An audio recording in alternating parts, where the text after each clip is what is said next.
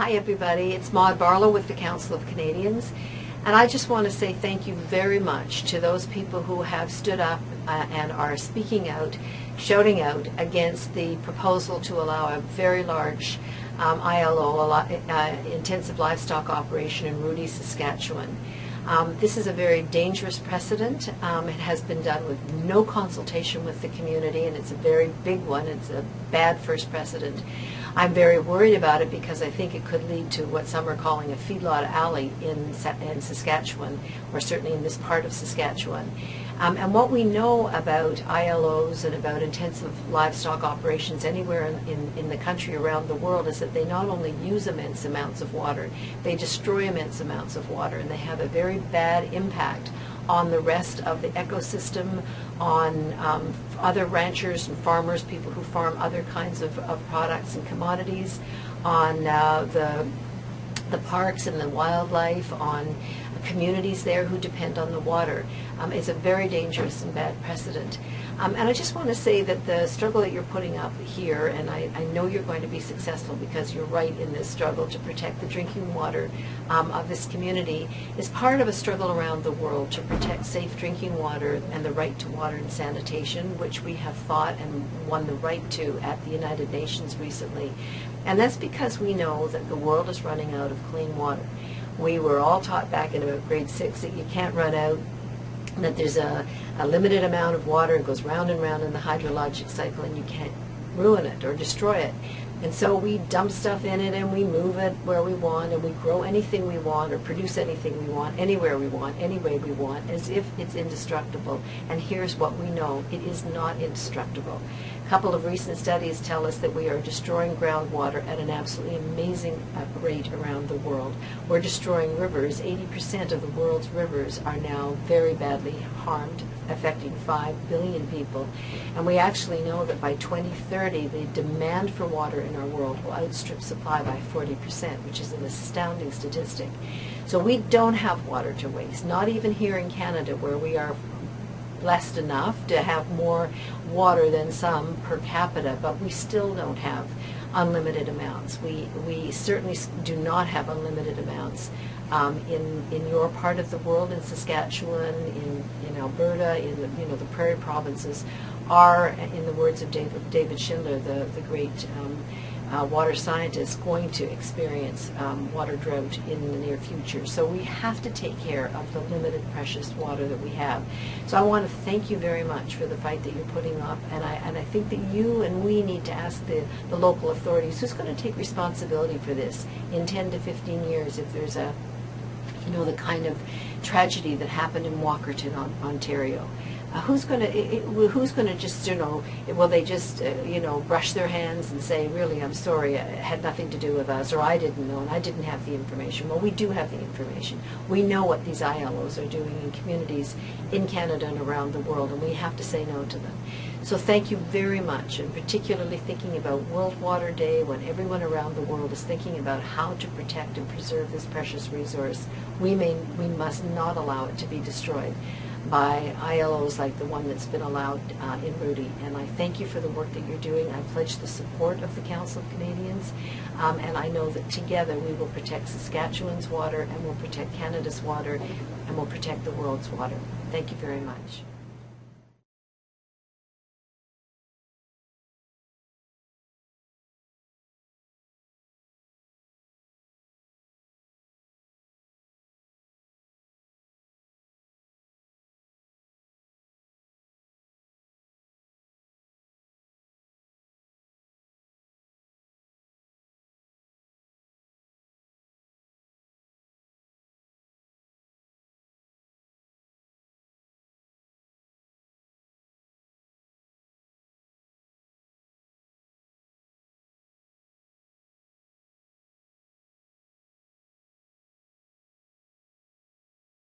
Okay, so let me know if anybody's not done watching the video, please.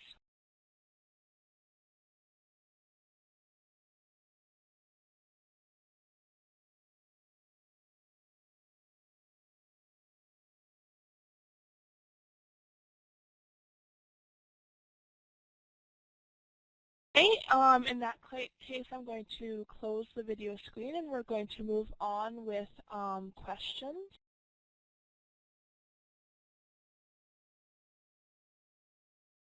Sorry about that, David. It could be your computer and the file format. We try to make it so that it would work for the most people possible. We were experiencing a little bit of technical difficulties, unfortunately. Does anybody have any questions that they would like me to break down and forward to Maud Barlow, and then she will reply to those questions, and then I will email the replies to all of the webinar participants.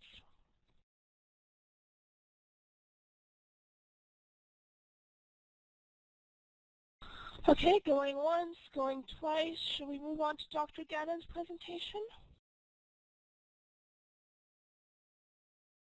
Okay, so I'm going to load up Dr. Gannon's presentation. While I do that loading of the PowerPoint, I won't be able to speak or respond to any questions in the chat, but if you do have any questions for Maud Barlow, think about them while the PowerPoint is loading, and then I will write them down after that has been loaded.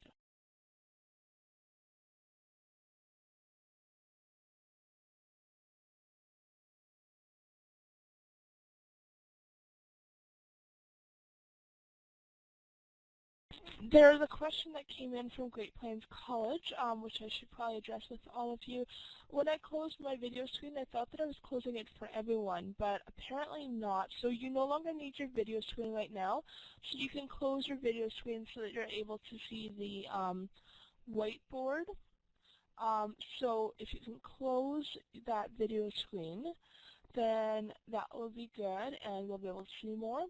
Did anybody think of any questions that they had for Maud Barlow?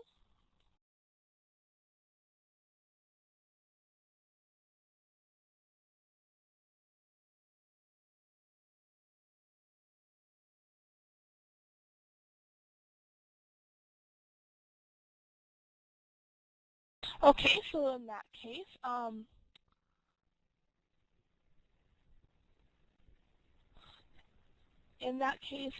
what we're going to do is Dr. Gannon is going to, he said he wanted to show us his video, his webcam a little bit first. So he is going to do that, and then we're going to go on with his PowerPoint presentation.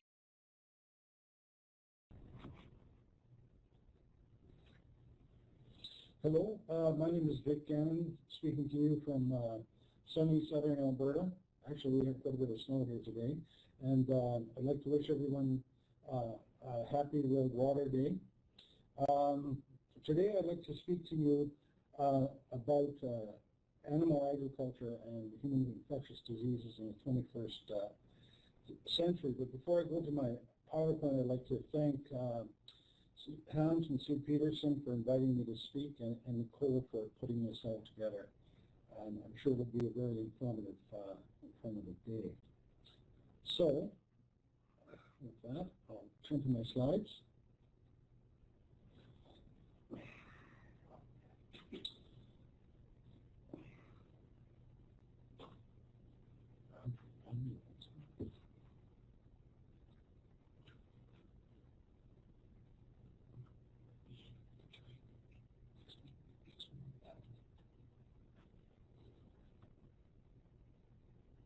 This one. Let's see if we can advance it.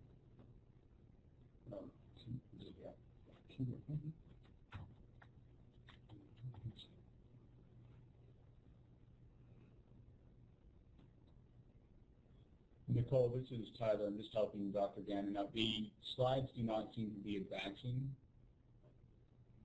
in the whiteboard.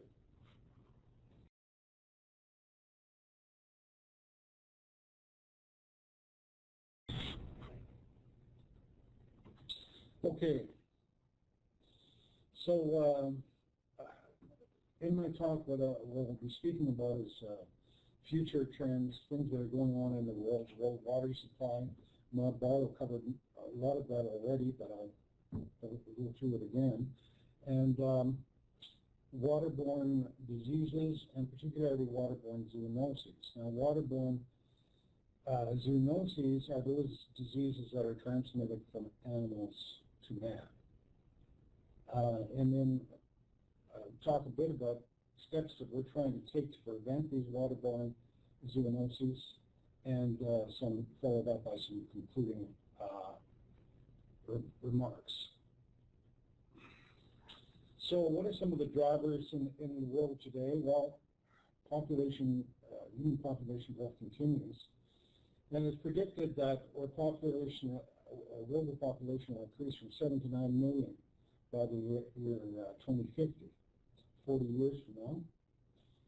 And another major driver is emerging economies with globalization, global trade, global transportation of goods. With international travel, we have opportunities to move things around like never before. Making use of materials and labor in other parts of the world. And some economies are flourishing as a result of this, and they're consuming more. So there's the concept of the brick nations that are the tigers of the future. So we need more materials and infrastructure to build their societies, or infrastructure is decaying, we need to replace that. So we're using more stuff all the time. And this is taking its toll on the environment. There are certain man-made influences that are helping changing our environment, so global warming, but actual deterioration of the environment as well, where we have these activities taking place. So there's a real challenge to sustainability. Can we keep this economic machine going, and for how long, and what will we have to do to continue to advance? Well, as Maud mentioned, the amount of fresh water in the globe is very limited, and in certain places it's more critical than others, where the supplies are more critical than others. And of the total water in the world, most of the salt water, only 2.5% is fresh, and only 0.3% of it is readily available to us in lakes and rivers. So as I mentioned, we have this machine going. We're trying to produce more to satisfy the population's needs, so that if anything happens, it can have a big effect. If there's a drought, there's a natural disaster, we have the issue of global warming. These are all things like how do we maintain sustainable economies in the face of these events. In terms of animal agriculture, it is huge. It's 40% of the global agriculture. It employs a tremendous number of people, 1.3 billion is the estimate, and demand for these products is predicted to double by 2050 in terms of things like meat and milk production. This according to the World Bank statistics. Now, I guess the opinion about the importance of animal protein is somewhat mixed. Certainly, it's felt to be the solution to undernourishment, where you have a concentration of energy in one product, so that you can have faster growth, spend less time working to accumulate energy. But in the developed world, we have overconsumption, and we have things such as obesity and related diseases such as heart disease and cancers and diabetes. Animal agriculture certainly contributes to environmental deterioration through things like erosion. And then there's a question of, well, how much does it take to produce the things that we consume? In our day-to-day life, when we're in the kitchen or washing clothes or whatever, the countries range from using 30 to 300 liters of water per day for personal use. However, that pales in comparison to the amount of water that's used for food consumption. And animal proteins, such as beef, is particularly heavy user of water. Now, the question is, if we don't use the water where we live. It has to be used somewhere to produce these things, as long as we keep on consuming them. So these are just some of the virtual water calculations for various products. And you can see that even though we don't eat them, shoes use a lot of water. As does that very attractive fiber around the corner.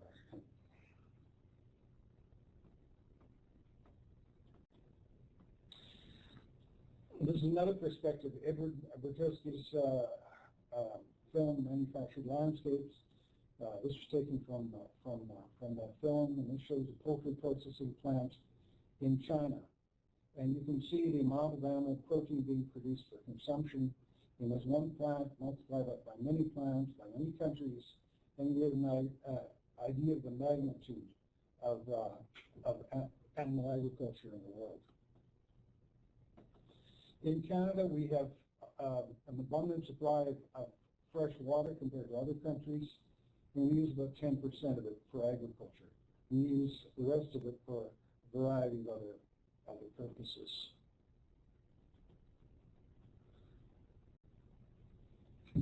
Now this is Palliser's triangle, and Captain John Palliser described this part of the Canadian prairies as desert or semi-desert in character, which can never be expected to become occupied by settlers. So, as is human nature, we tried to settle this area and bring this land to productive use. And I guess the question whether we've been successful or not is still an open question. This is what the land looked like, where you can see the plain in the background. There's a river running through the prairie. In this case, it's the Old Man River Valley. And you can see that the grass is quite brown. There's some cattle there harvesting some energy. Two cowboys looking after them. So this was, I think, Palliser's vision of the use of this land. However, settlers came to places like Saskatchewan and Alberta. They broke the sod.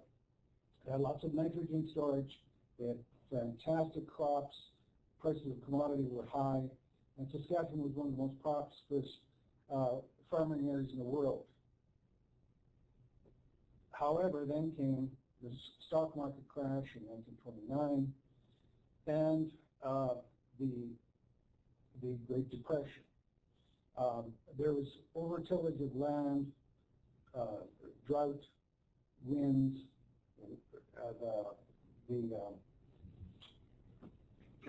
the prairie started to move around and create great dust clouds, and so governments acted to try and do something about this, and that led to the formation of agencies to provide water to the parched prairie, such as the PFRA.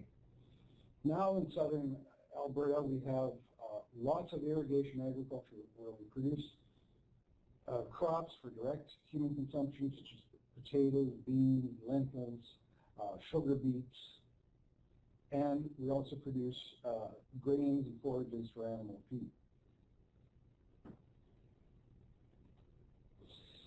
And this is the feedlot alley that was referred to, where you can see in the distance, essentially feedlots as far as you can see, where they've taken calves from cow-calf operations across the prairies, housed them together, and are fattening them to achieve slaughter weight before they're sent to market.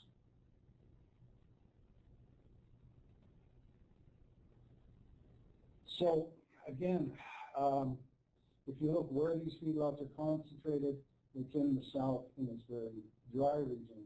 That is where irrigation agriculture is essential. So the blue color are the high livestock concentrations, and that's where these feedlots can be found. Now moving to Saskatchewan, I remember when I was a kid going to the opening of the Gardner Dam. Now the dam opened in, started construction, I believe it was 1959, and it ended in the mid-60s, and 67. And the primary use of that, the water from the dam, other than recreation, has been domestic water supply for Saskatchewan. It's supposed to provide 45% of the water for Saskatchewan residents, supplies 10 potash mines, 40 irrigation projects. It's vital for flood control and some hydroelectricity. So that's what it's been used for thus far. So I guess the question is, what is the future of this area, and how will the people of Saskatchewan put it to use? Switching to waterborne diseases, the situation on the global scale, particularly in developing countries, is horrendous. We have tremendous problems with waterborne diseases around the world, and it particularly affects young children and other immunosusceptible members of the population. It's estimated that there are 2.1 million deaths per year associated with waterborne diseases.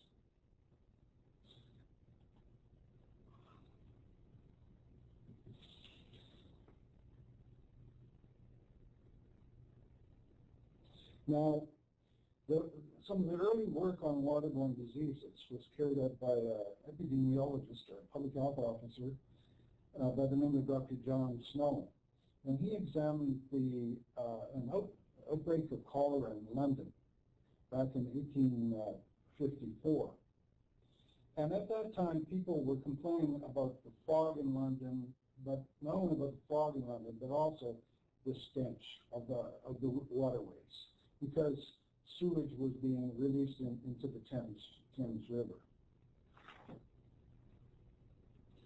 And what Dr. Snow was able to do, he mapped the cases of cholera in London and was able to see that they formed a cluster on the map. And at the center of the cluster was this pump on Broad Street.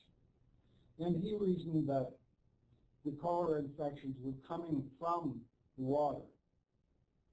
And to prove that, rather than doing any sort of complicated laboratory analysis, he simply removed the handle from the pump. And as he suspected, the number of cases dropped and the outbreak was over. So that taught us that we need to have infrastructure in our cities to handle waste, to treat water, drinking water, and to treat wastewater. So now we have in cities, in the developed world, we have very sophisticated water treatment facilities and wastewater treatment facilities. However, now we see the problems in rural communities, First Nations lands that don't have the resources that cities have at their beck and call. Also in the developing world, that's where you see the problems, not in the developed world. So there's a real dichotomy here. Waterborne disease tend to be associated with rainfall, as we saw in the Walkerton, which we'll talk about a little bit later, tend to occur more commonly in the summer months, where there is rainfall, where there are animals on pasture and spread of waste on land. And in addition to drinking water related outbreaks in North America, we're seeing a lot more recreational waterborne disease. And this is caused by contaminated water and people using it for recreational purposes. We also see a lot of vegetable related illness from irrigation of crops.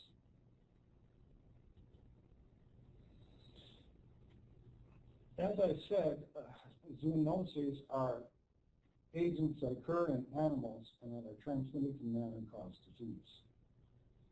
So of all the human diseases, it's felt that more than half are of animal origin. And of the new diseases that we're concerned about, the percentage is even greater. With respect to waterborne diseases, this list I have on the screen are some of the main agents that we're concerned with. The top 4 frequently come from animals, whereas the cryptosporidium, a lot of those that we previously thought were animals now we know are probably from human cases. Giardia also comes from animals. Okay, so it's this. So what we're talking about is pathogens in the animals. We acquire infections from these pathogens through a number of vehicles. So there's no one vehicle. There's food, there's water, even from environmental exposure. And I'll just go through a couple of examples of these. I don't have time to go through all of them. So, but anyway, there are many possible routes of transmission, and some of these pathogens are very Catholic. They can be found in a number of animal species.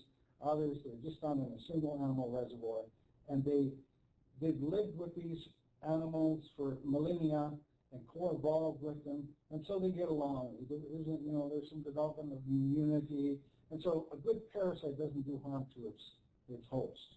Whereas when it gets into the human, things happen, particularly if it's affectable human, disease can be quite severe. So we need to be able to stop all these routes of transmission if we're going to prevent human infections.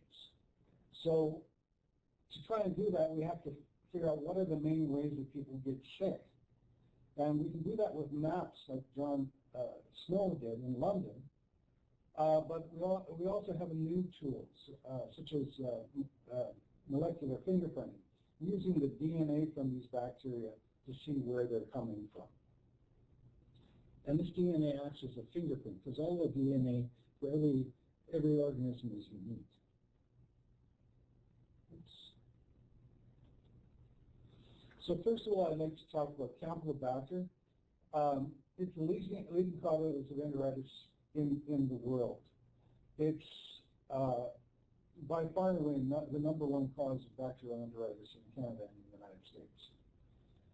And causes bloody diarrhea and a form of ascending paralysis known as Guillain-Barré syndrome. And it can be isolated from a wide variety of animal species. So to pinpoint where it's coming from was a bit of a challenge. So as I mentioned, we've used these molecular methods. And for instance, this study in England found that chicken account for the largest number of cases of human campylobacteriosis. However, that's closely followed by cattle and sheep. Previous studies that have been done on the disease have really heavily emphasized poultry. But now we know there are these other important sources as well.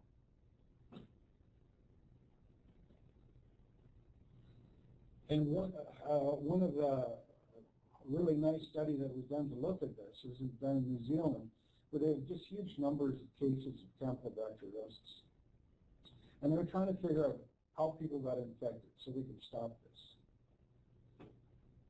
So they did their molecular fingerprinting, and they found that the chicken types were found in the larger centers in older children, primarily. These were the biggest risk group. And the likely source was handling raw chicken in the kitchen or from consuming undercooked poultry. Oops.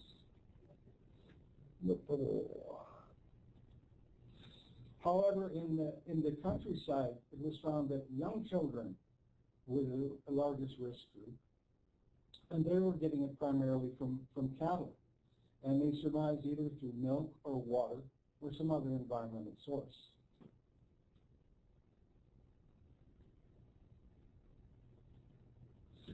In Alberta, we also have Campylobacter, and as one would expect, perhaps, we have large amounts in the south where we have the concentrations of animal agriculture. So we have a larger caseloads.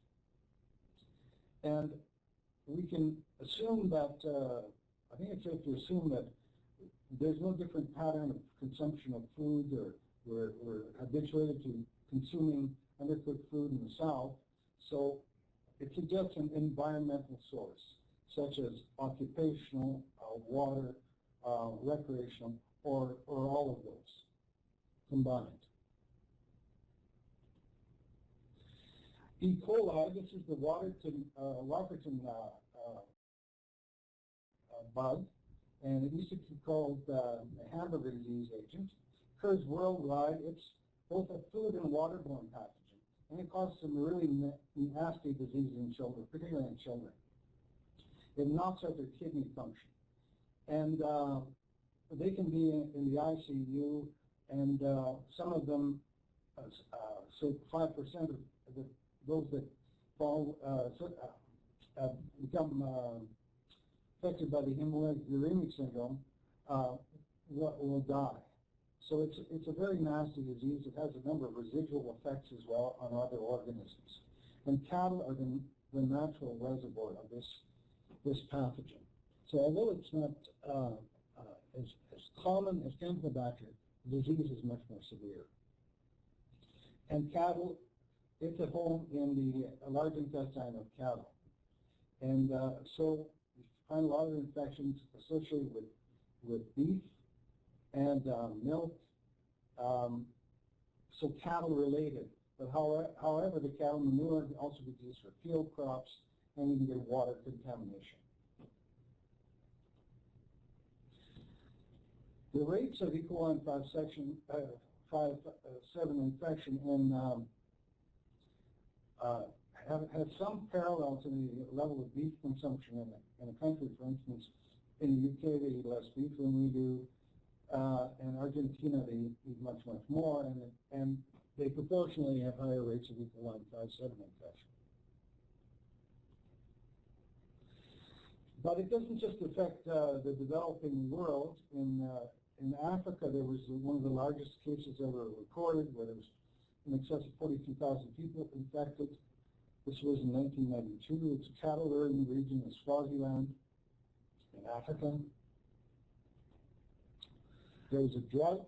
The cattle were going down to streams, staying near streams, defecating, and then there was a torrential raining which washed all the pathogen-containing manure into the streams. And here we have the human cases happening very soon after the rain event.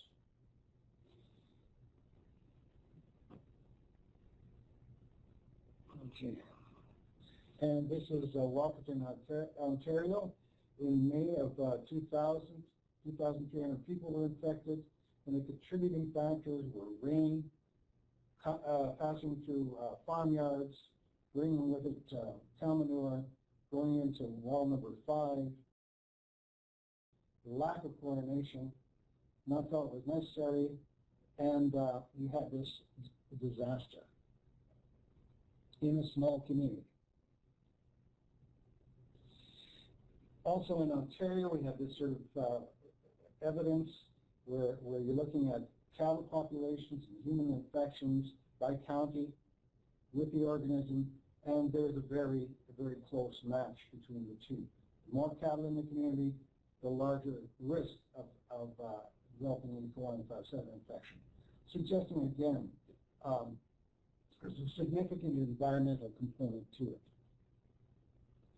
Even in Alberta here, we found out where the cattle are concentrated. This data from the Louise lab in Alberta Health and Wellness.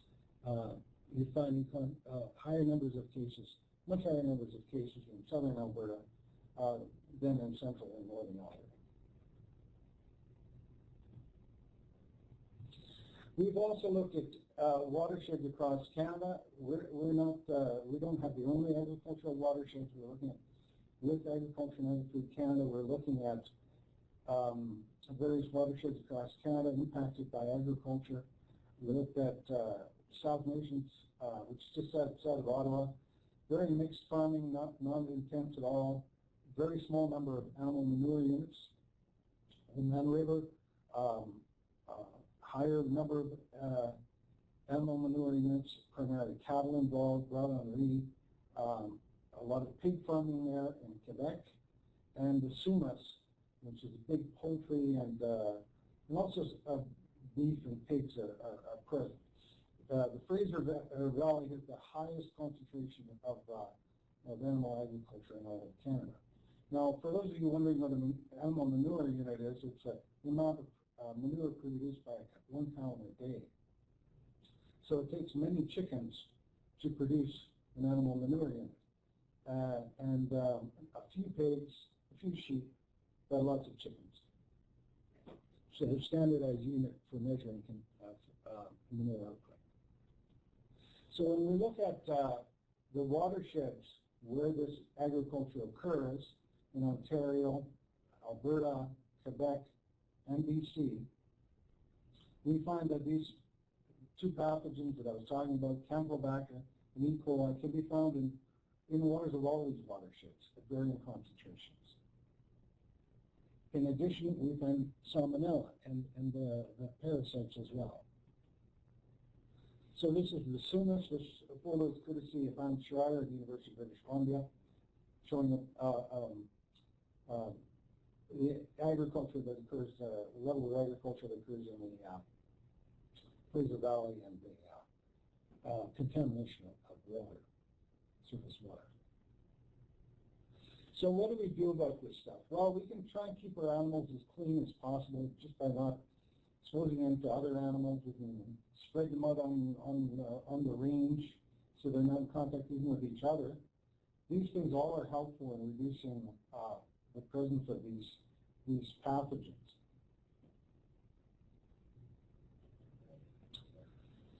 And so we've done as much as we can in those sorts of areas. People are looking at solutions for that will bring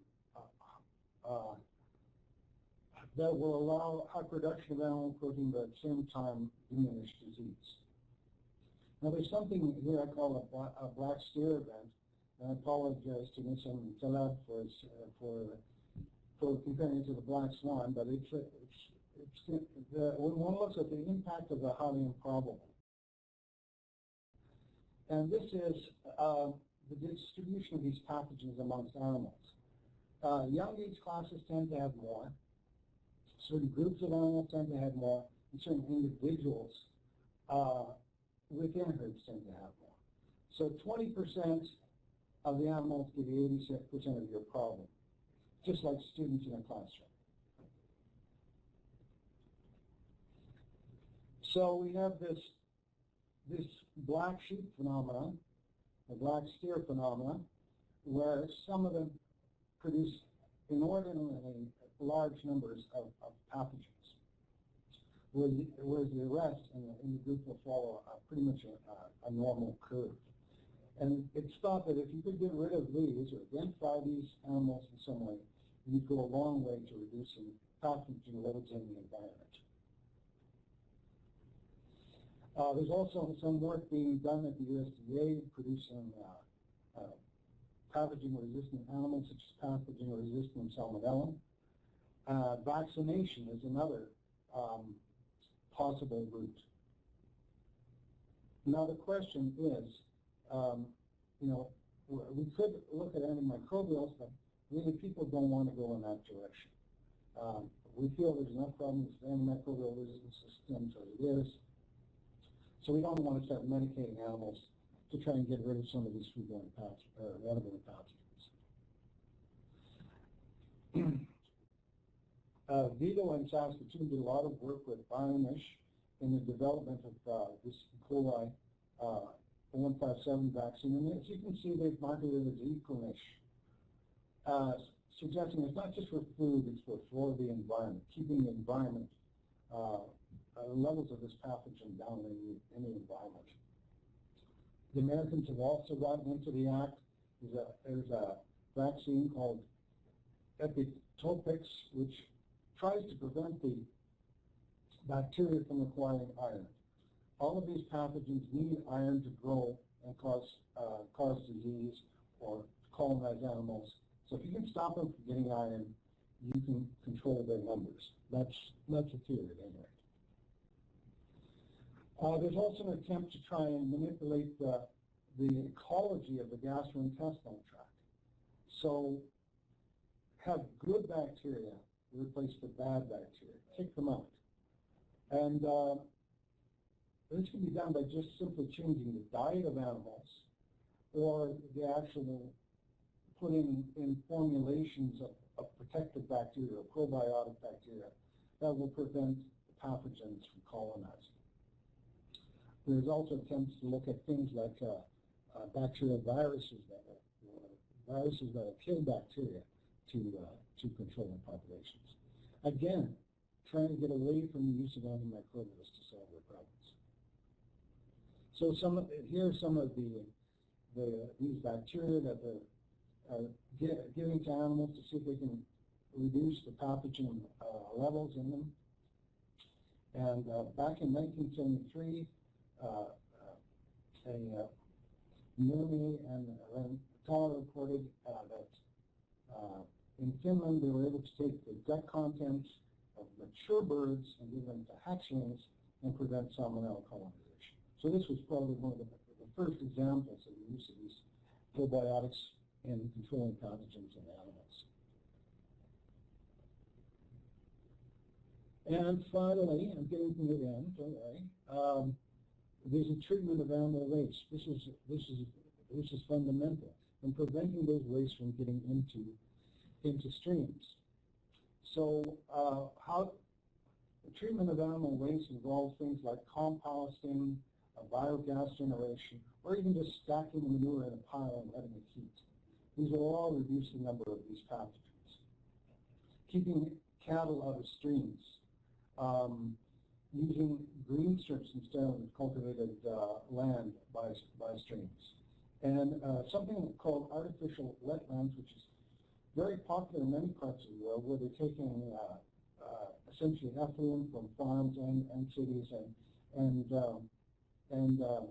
letting it sit in the wetland and be modified by the plants and bacteria that occur in marshes, and detoxify and get rid of some of the pathogens. I'm not sure if you can see this very well, but this is in cattle manure. If you have cattle manure that's in cold temperatures, cold ground, frozen, these pathogens will sit there happily for a year. However, if you can warm that up, you can warm up through something like composting, it'll very quickly inactivate these pathogens. The same goes for soil. The pathogens can overwinter, but if you get some heat, dryness in the soil, that inactivates the pathogens.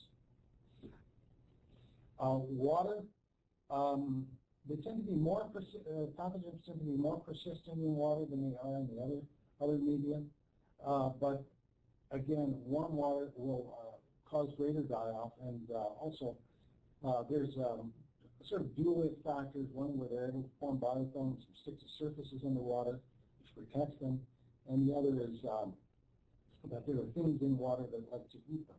So the two things combined tend to cause these sorts of die-offs, but it takes a bit longer.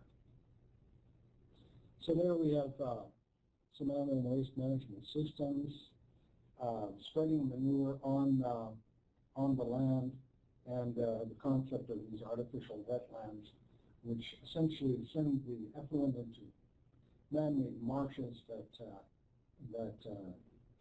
naturally treat the water and get rid of contaminants.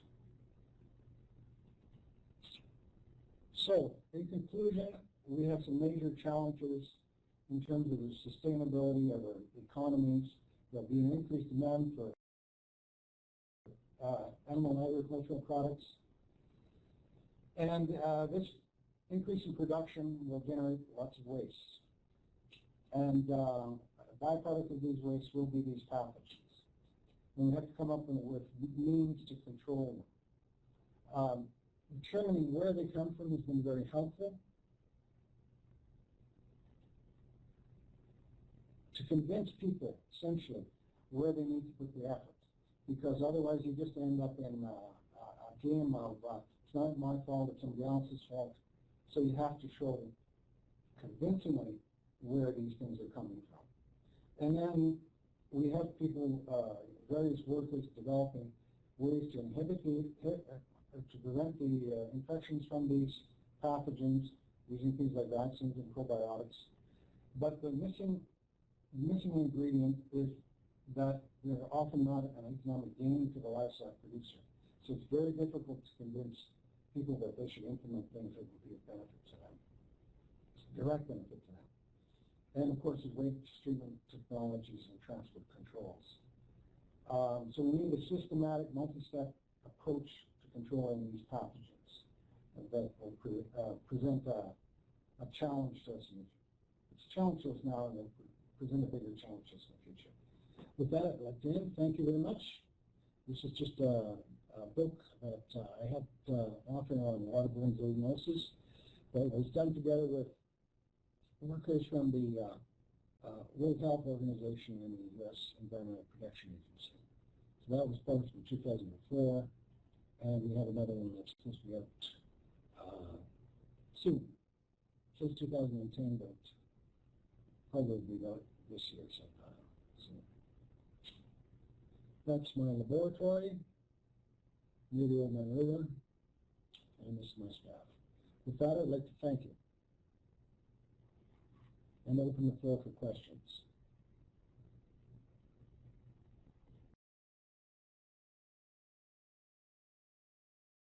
Okay, so does anybody have any questions?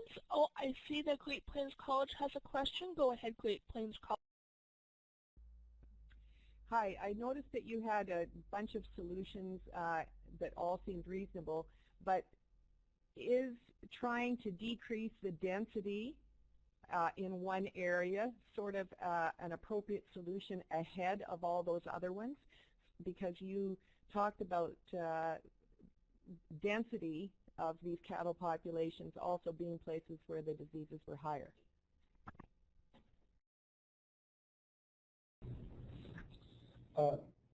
Yeah, that's a good question. In countries such as Australia, Argentina, there's a lot of pasture-fed beef, and also in Australia, of course, sheep. So the densities animals are distributed over the landscape, and so the chances of them infecting one another are decreased. However, I've been told that in these countries, they're moving towards feedlot systems as well.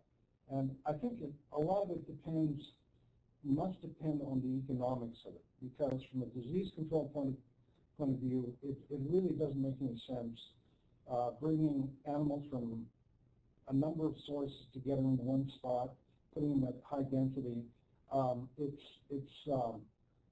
We know it plays a role in feedlot disease, and we think it probably plays a role in these sorts of diseases as well. But I think it's economics speaking, and I'll just leave it at that. I hope I answered your question.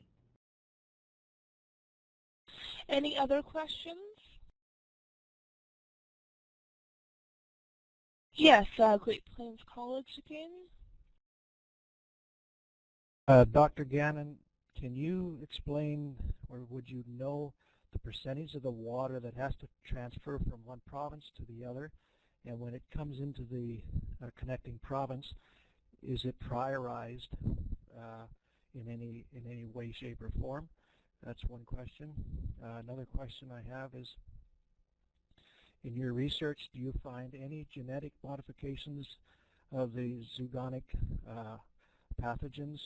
And last question, does Canada use different pharmaceuticals to combat the organic pathogens than the other countries do? In terms of the first one was about water, I believe there are provincial agreements in terms of the amount of water that has to flow into Saskatchewan rivers, or else you would have dry beds. I'm sure Alberta would use it all before it would get to Saskatchewan. So that I think there's there are these agreements in place, and I think perhaps Bob Senford could address that better than myself. The second question I recall was on are there mutations in these organisms? Yeah, they're changing all the time. They're trying to survive. When they're in their host species, they're fighting with each other. They're fighting with other species. They're trying to survive. They're changing all the time, and so we have to deal with that as well, in the sense that anything we do to try and keep them down, they will try and find a way around that. That's a given. So we're trying to anticipate that in terms of our therapeutics. In terms of the different approaches in the U.S. and Canada, I'm sure there are regulatory differences in certain of the pharmaceuticals, but on the whole, our approaches are very similar. We have independent pharmaceutical approval processes, so it wouldn't be an exact match, but it would be very similar. I hope that answers you.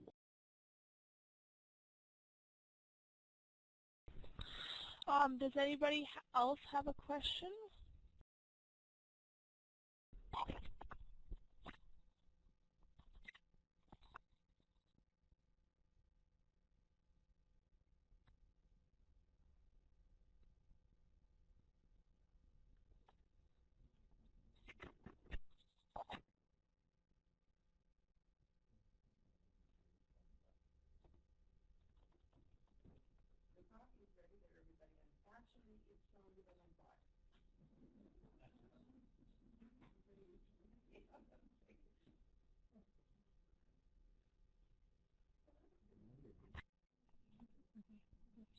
Can everyone hear me? Oh, sorry. That's my bad. My question is, I heard the statistics. There was humans use 30 to 300 liters of water per day, and the cattle, to raise one cattle, am I assuming that's right, that it's, I believe, 4,500 liters? Is that from birth to when it ends up on the bun? I was curious, what was the average daily consumption of one cow per day? Hi. These figures are calculated based on the amount of water it takes to grow the food that they eat, the amount that the cattle would consume on a daily basis. And as I recall, an adult cow consumes about 20 liters a day or something, around that figure. And then the water that it would take to slaughter them and process them, and just everything in the equation from birth until they're on the bun.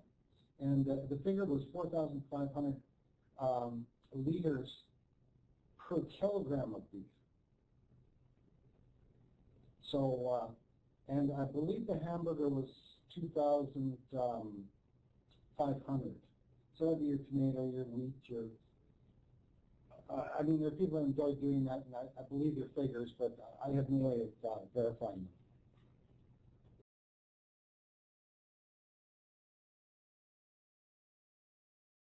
Any other questions? Anybody else have a question? Okay, Great Plains College, you have another question? A quick question. Would the would the Canadian government have any responsibilities for the fertilizing companies that produce fertilizer throughout the country to have money invested for technology about recycling these feedlot manure projects, any money invested in their technology, research and development? I know there are projects within Agriculture and Agri-Food Canada in Lethbridge where there is a program, or part of the program, where they're looking at things like composting and using this on crops. Because one of the big issues with the intensive livestock industry, other than the ones that have been mentioned, is just after a period of time, you're hauling the manure out to the field, and you run out of field because you're going to be over-fertilizing the spot around the feedlots. And so then it comes to transportation costs to move things away. So that's another obstacle. It's not just making use of the waste. It's making equitable use. And so we have credits, manure credits in Europe, for instance, for transferring it from one end of the continent to the other. Any further questions from anyone? Just to let you know, because you may not know how Great Plains College is raising their hand, at the bottom of the participants window, there's a picture of a hand with a green up arrow, and that's what you can click on to raise your hand. Go ahead, Great Plains College. This is two questions. The first, this might be slightly off topic, but you guys might be able to answer this. Is regarding methane production. We're hearing lots about greenhouse gases, but we also hear that cattle actually produce quite a bit. Do you have any numbers compared to vehicles off the road and that sort of thing, or compared to other CO2 production? And the second question is, to put in a biogas system, I understood from your presentation that would drastically reduce both the disease component and maybe also the fertilizer issues about over-fertilizing. Any comments on that? Yes, cattle do produce methane, and there are studies in a number of countries, including Canada, looking at feeds that will reduce methane production by ruminants. As I recall, I think most methane is produced by things like termites. But anyway, it would be helpful if we could do something like that. Have feeds that would produce less methane, or greenhouse gases from agricultural production. But making use of that methane in biogas reactors would also be great. But I think that there's been several waves of this, trying to introduce biogas production into North America, and it always seems not to be economically viable. Whereas from what I understand, they make great use of it in countries wealthy countries such as India, and it provides energy for their entire farmstead. So I'm not really sure if we're over-engineering or how that, where the truth lies, and if that could ever be a feasible option for prairie agriculture.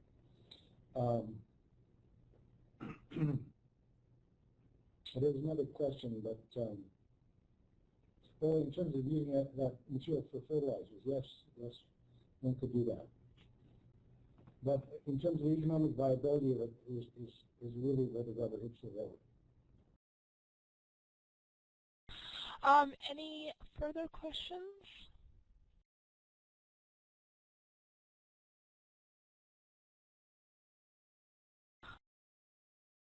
Okay, any questions from anybody else? Okay, so we're going to wrap up for a break, and then when we come back, Dr. Eichert is going to give his presentation, and then we will also have the video presentation from Bob Sanford. Unfortunately, if you were unable to see the video of Maud Barlow's presentation early this morning, you will not be able to see Bob Sanford's because they're in the same file type, just so that you are aware of that. It's interesting, Great Plains College, would you like to perhaps let us know how many people are at your session and give us a brief overview about what your community group is concerned about, because I don't know if everybody on this webinar knows about what it is that your community group is doing. There are 13 of us here, and really what we are is a fairly diverse group of community people. We just put an ad in the paper. And so people are here because they're interested in learning more about the issues. So that's what this crowd is. This has come, I think that kind of interest has come because we have a sense that not only was there one feedlot proposed for our area, which is very close to the river, but that in fact there would almost inevitably be more than one, and a fairly high density, very large feedlots. So that's what's generated the interest here. I think there's probably a variety of views in the room, but there was a group of people in the community who've tried to bring information to the community, and that's why we so appreciated this thing today. Okay, great. So if anybody has any questions of the Great Plains College group, what they're doing in their community, their concerns, they can ask them. And otherwise, we're going to wrap up for a break. So originally the break was supposed to be half an hour, but it looks like the break's going to be more like about 45 minutes. So you can come back at the top of the hour. So for example, if you're in Saskatchewan, that's 12 o'clock, and then the time zones change from there. So I believe that's CDT would be 1 o'clock, and MDT would be 11 o'clock, for example. So in about 45 minutes. If anybody has any questions, I'm going to leave the Illuminate open. Feel free to ask me any questions about the webinar or anything like that. And otherwise, you can go and have lunch or have a break or do what you need to do. Great Plains College? Yes, just one more question. I heard there was reports of high densities of natural mercury that flows from the ground source water, probably south of the dam. That's been high levels in the heavier fish, 45-pound lake trout. Is there any adverse effects to the pollution concerns with the high levels of mercury in the sustainable water now and for the future to counteract any pathogens with respect to that? Okay, that was another question for Dr. Gannon, was it? Are you still with us, Dr. Gannon? Dr. Gannon may have gone on break already. Dr. Eichert, do you know anything regarding that? No, I really don't feel competent to comment on it. I know heavy metals are a problem, but I don't have enough expertise in that area to respond to the question. Sorry.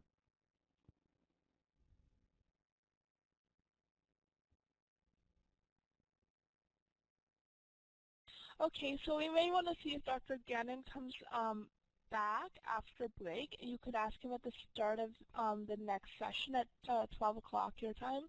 Or alternatively, you could email that question to me and I could pass it on to Dr. Gannon.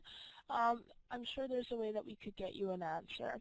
So everybody go for about a 40-minute break, and then we'll come back and Dr. Eichert will give his presentation.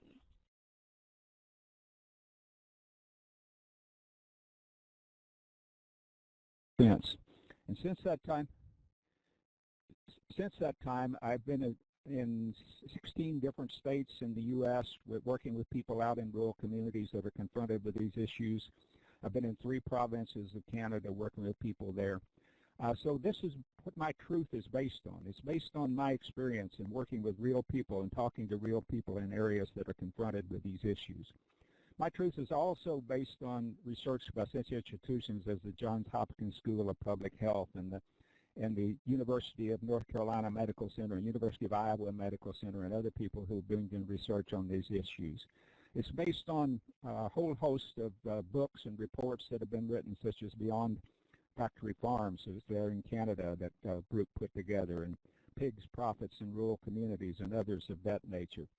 It's also be involved with going back to the truth in the various issues. I've worked with people that are dealing with the issues in cattle and in hogs and increasingly now in dairy. And wherever I go and whoever I talk to, the issues are basically the same. Every community is different, and certainly your situation in Canada is different in some respects than it is in the U.S. And I want to say that being in Canada, I'm not from Canada, and you'll have to make up your mind today about how much of what I have to say relates to your situation and how much of it you can say, well, that's simply the way they see it in the U.S., and that's okay with me. But wherever I go, I find the same basic kinds of questions and issues being raised. For one, the proponents or the promoters of the ILOs, I'll call them ILOs here, the promoters of the ILOs are always promoting them as a rural economic development strategy. They bring it into the community and they say, okay, this is going to increase the tax base, this is going to increase the number of jobs out in these economically depressed rural communities. And the other things they say is that this is the future of agriculture. This is the modern agriculture that we're going to have in the future. And if you want to keep your agricultural industry, this is what you have to accept. The opponents also come from a very common perspective. They're invariably concerned about the odors, but not just the odors, it's the environmental issues that go with that, the pollution of the air and the pollution of the water. And these are invariably related to the health risk, the pollution health risk. But they're also concerned about what the impact will be on the overall quality of life in their community, because they know how disruptive these issues can be. And the people then involved in the local community leadership and local government, they're always trying to kind of sort out whether the potential economic benefits of these CAFOs or ILOs are, how does that match up again, and how should they weigh that against the environmental and potential public health risks that are associated with them. So if I've got control here, we'll start with the questions. I guess I went the wrong direction. I'll start off with my first question.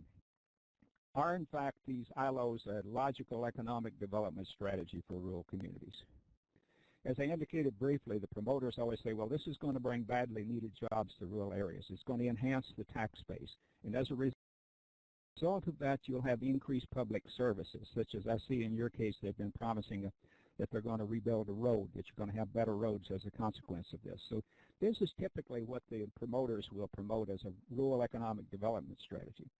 But the reality is after these operations have been located for a while, they discover that they buy most of their supplies, their feeds, their medical supplies, and things like that outside the community. In fact, even when they're building the operations, in many cases, the construction workers and other people come in from the outside, so that they're not spending the money in the local community that they promised that they would spend. The jobs that they create typically are low-paying jobs, in general lower-paying jobs than you find in the communities to begin with. And in many cases, it's not people in the communities that were unemployed that end up working in these operations, but that's people that they bring into the communities that are willing to work under these conditions for lower pay in those situations. And so we find out then that the people that come into the community, they bring a demand for greater public services, which is a cost to the taxpayers as well. And we find out that the big operations can terribly tear up the roads and the local infrastructure, so that any increase in taxes that they have or collect is small in comparison to the increasing cost that occurs in the counties. This is just not my opinion. There's one study I referenced, and I'll provide a paper to the organizers that have these references in it. But a North Dakota Attorney General study, I think it's around 2005, they reviewed 56 different studies that they had on particular issues of economic and social impacts on rural communities. In their basic conclusion, I'll read from the report, it says, based on the evidence generated by social science research, we conclude that public concerns about the detrimental community impacts of industrial farming is warranted. 5 decades of government and academic concerns with this topic have been concerned with this topic, a concern that's not abated but has grown more intense in recent years as the social and environmental problems associated with large animal confinement operations have become widely recognized. It said any economic benefits were more than offset to individuals, was more than offset by greater economic disparity. I think the most telling thing is that there's not a single community that I've had anybody be able to name for me, and I issued this challenge. There's not a single community where these ILOs become the prominent in their rural economic development strategy that's looked to as a model by other communities for their development strategies. They're typically looked at as situations where people were simply desperate and they were willing to accept almost anything. The next question. Will ILOs save the local agricultural economy? The promoters say that ILO is the future of agriculture. If you don't allow them to locate in your community, then they'll simply locate elsewhere, and you will be denying your local farmers the opportunity to participate in the future of agriculture. In reality, the ILOs are simply a continuation of the industrialization of agriculture, a process that's been going on for 50 or 60 years. And invariably what this process means is that there's fewer and fewer farmers as they become larger and larger farming operations. And what we're seeing in animal agriculture now is the corporate control through comprehensive contraction arrangements where it's not really the farmers, so-called farmers or producers that control these operations at all. In fact, ILOs are not really farming at all, so they can't be the future of farming. They're basically factories, corporate agribusiness, and I think eventually all across North America, in the U.S. and in Canada, that these will be rejected based on the negative environmental and social and health consequences in particular of this kind of operation. Instead of it being the future of agriculture in America, we should be looking at the end of agriculture in America as these operations move to other countries that have fewer concerns and fewer regulations that they have to cope with. Go to number 3. Are there logical alternatives to ILOs? The promoters say, well, even if you don't like them, there's no alternative. There's no alternative to it, and that farmers just have to give in to the fact that and agriculture is going to be industrial, it's going to be increasingly global, and you're going to have to be competitive in this global economy, and so you're going to have to go to these large, specialized, standardized, consolidated operations if you're going to be competitive. The reality is that the fastest growing segment of the food market in the U.S. today, and I think you could see something similar in Canada, but I would speak for the U.S. today, are the kinds of foods that are a reflection of a rejection of industrial agriculture. It started as the natural food movement in the 60s and 70s, evolved into the organic food movement. Now it's the local food movement. But this is all of a reflection of a rejection and the growing concerns about this large-scale industrial agriculture. It's chemical intensive. It depends on hormones and antibiotics. It has negative social and environmental consequences, negative impacts on the natural resource base. The most promising of all of these logical alternatives that are arising here today, in my opinion, happen to be associated with livestock, because I think that's where the biggest problems are. Grass-based beef, grass-based milk, free-range chickens, free-range hogs, humanely raised, livestock raised with hormones and antibiotic-free or without hormones and antibiotics. All of these things are associated in general with the large-scale confinement operations. You can't have a large-scale confinement operation that's grass-based, free-range, humane, that has hormone and antibiotic-free. You see success stories like the Nyman Ranch operation in the U.S. that's selling into the high-end restaurants and other places. Organic Valley is a cooperative of dairy producers in Wisconsin and now scattered around the country. And they're all providing these alternatives. Good-Natured Family Farms is about providing local foods in the city of Kansas City and so on. New Seasons Markets in Portland, Oregon. There's a whole host of these out here. The latest market surveys that the big food retailers use indicate that about a third of the consumers in the U.S. are looking for something fundamentally different than they're getting out of this industrial food system today. And we're only supplying about 10% of that. The challenge in the U.S. is to find enough farmers to supply this alternative market that's profitable and growing very quickly. I would argue that there are very logical alternatives to ILO operations and CAFOs in the United States. The most promising opportunities in agriculture are elsewhere. Next question. Do we need ILOs to ensure affordable food prices?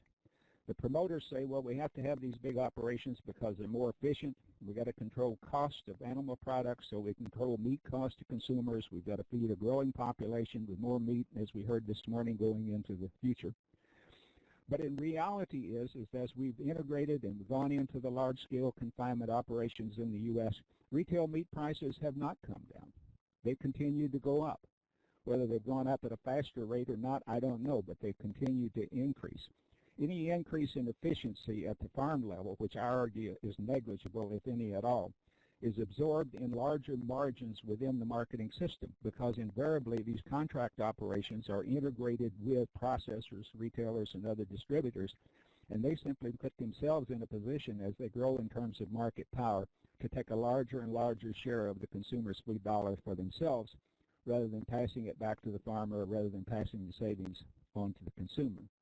Another thing is when we're talking about agricultural products in general, only about 20 cents out of the dollar actually gets back to the farmer.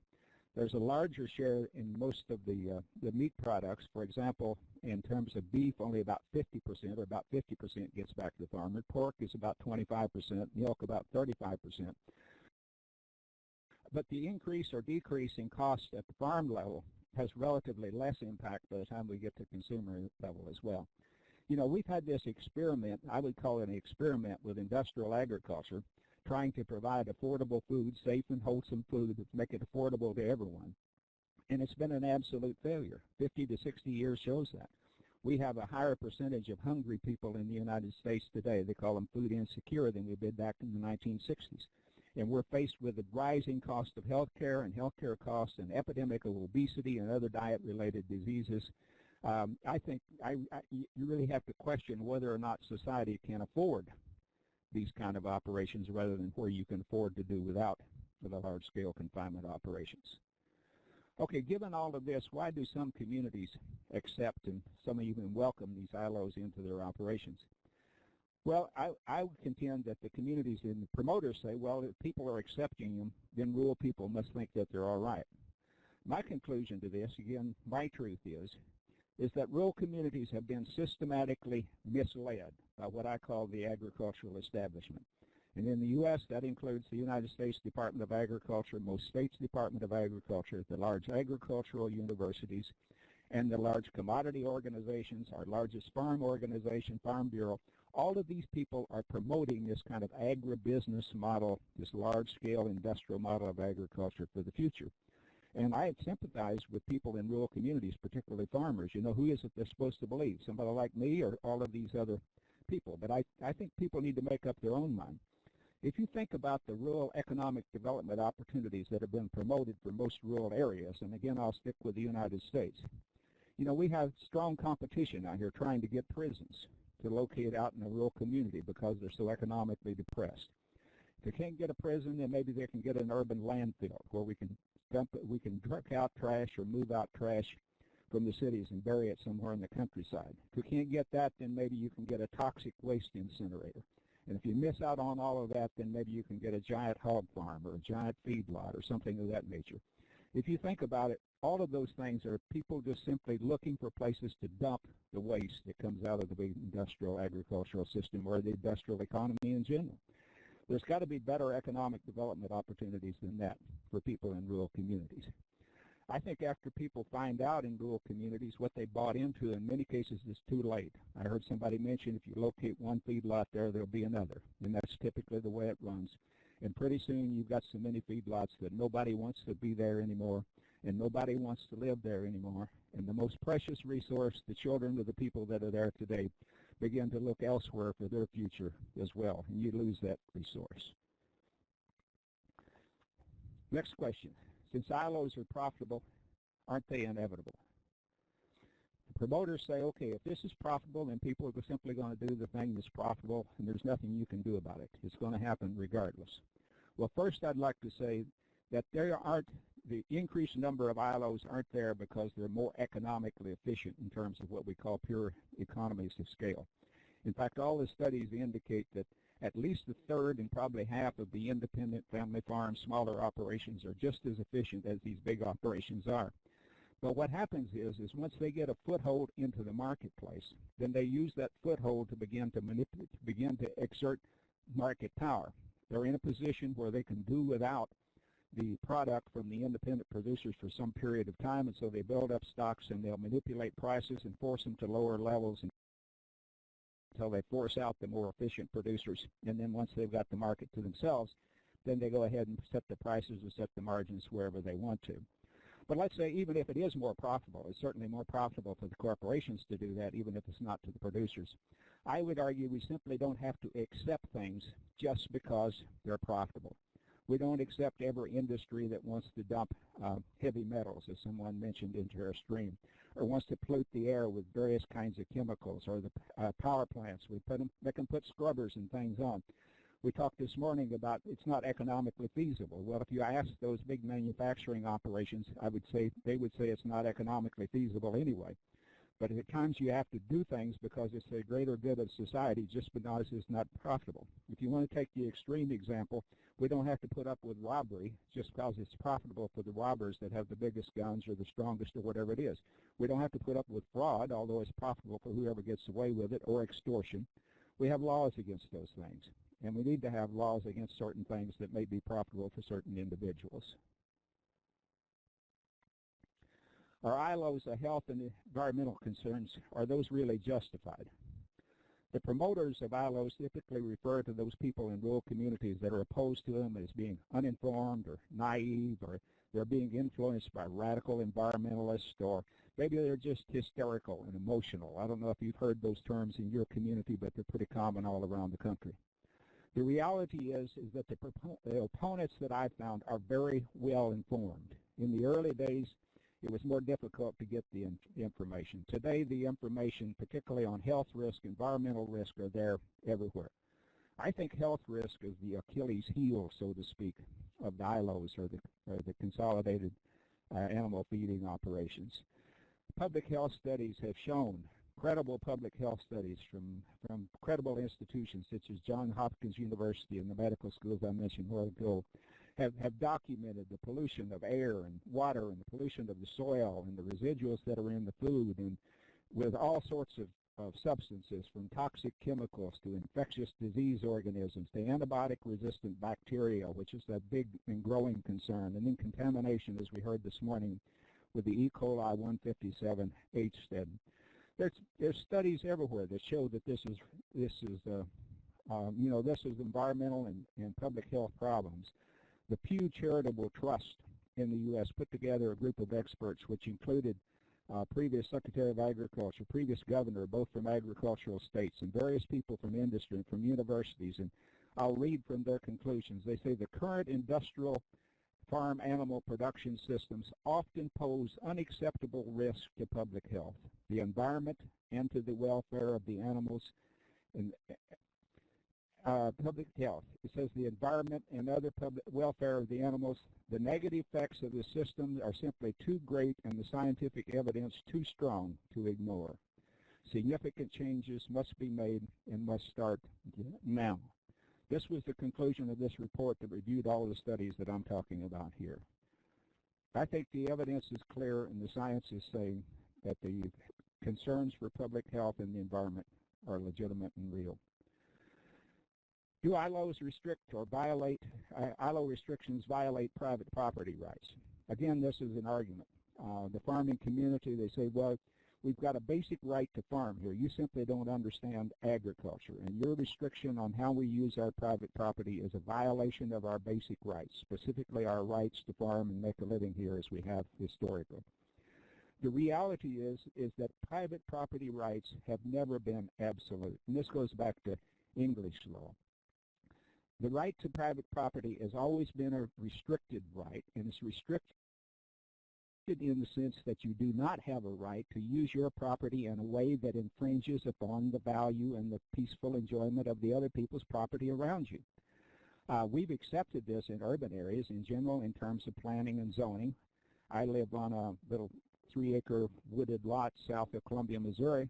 You know, I'm in a particular zone. I have restrictions and covenants on how I can use my property. I can't use it any way I want to because I have to consider the quality of life of my neighbors as well. And farmers have to do this too. We have right to farm laws in the United States, and those right to farm laws said that if farmers are carrying out normal accepted practices that go along with farming, there's a given amount of dust and odors and things of this nature, then they have a right to continue to do that. But these laws were meant for real farming, farming as it has been historically, where the farmer is a steward of the land and the farmer is a member of the community and respectful of the community. In this case, these are not farms. These are factories, and they're not controlled by even the farmers or the producers that are on them. They're controlled by corporations that have no concept of community. They have no interest in the community. They're driven solely by the economic bottom line. They're factories. The right to farm law was never meant to be the right to run an obnoxious, polluting, degrading, community-degrading factory. So why are ILOs so disruptive to the community? Well, maybe this is academic at this point, but one of the things that opponents and proponents both agree on is that they do disrupt rural communities. I can't think of a community where they've come in, when they first come in, that they haven't caused major conflicts within that community. After you get to a certain level, and there's so many of them, people give up, then it becomes something of a sacrifice zone, and then you find people just accepting what's there, like living in a coal mining region back in the 30s or 40s, sometime in there. It took me a long time to kind of figure out in my own mind why it was that these are so disruptive. The reality is, my reality, my truth, is it isn't just about the odors or the pollution or even the health risk or the economics, because these operations will drive the family farmers out of business. It isn't just these things. I've come to the conclusion that these ILOs violate a very important rural ethic. You know, rural people are like people in a lot of other places. You know, they may be a little bit of jealousy if somebody gets rich or has a big farm and others don't and things of this nature, but they generally accept that if people work hard and get ahead, then they're entitled to whatever they get in terms of economically. But I think what's happening here is you have a few investors, local investors in some case, or outside investors. You have a few investors that are benefiting economically, but they're doing it at the cost and to the detriment of their neighbors and to the community as a whole. And I think that's what gets people so upset. First community I went in northern Missouri, they told me that there wasn't a single person in the county that wasn't identified on either one side or the other of this issue.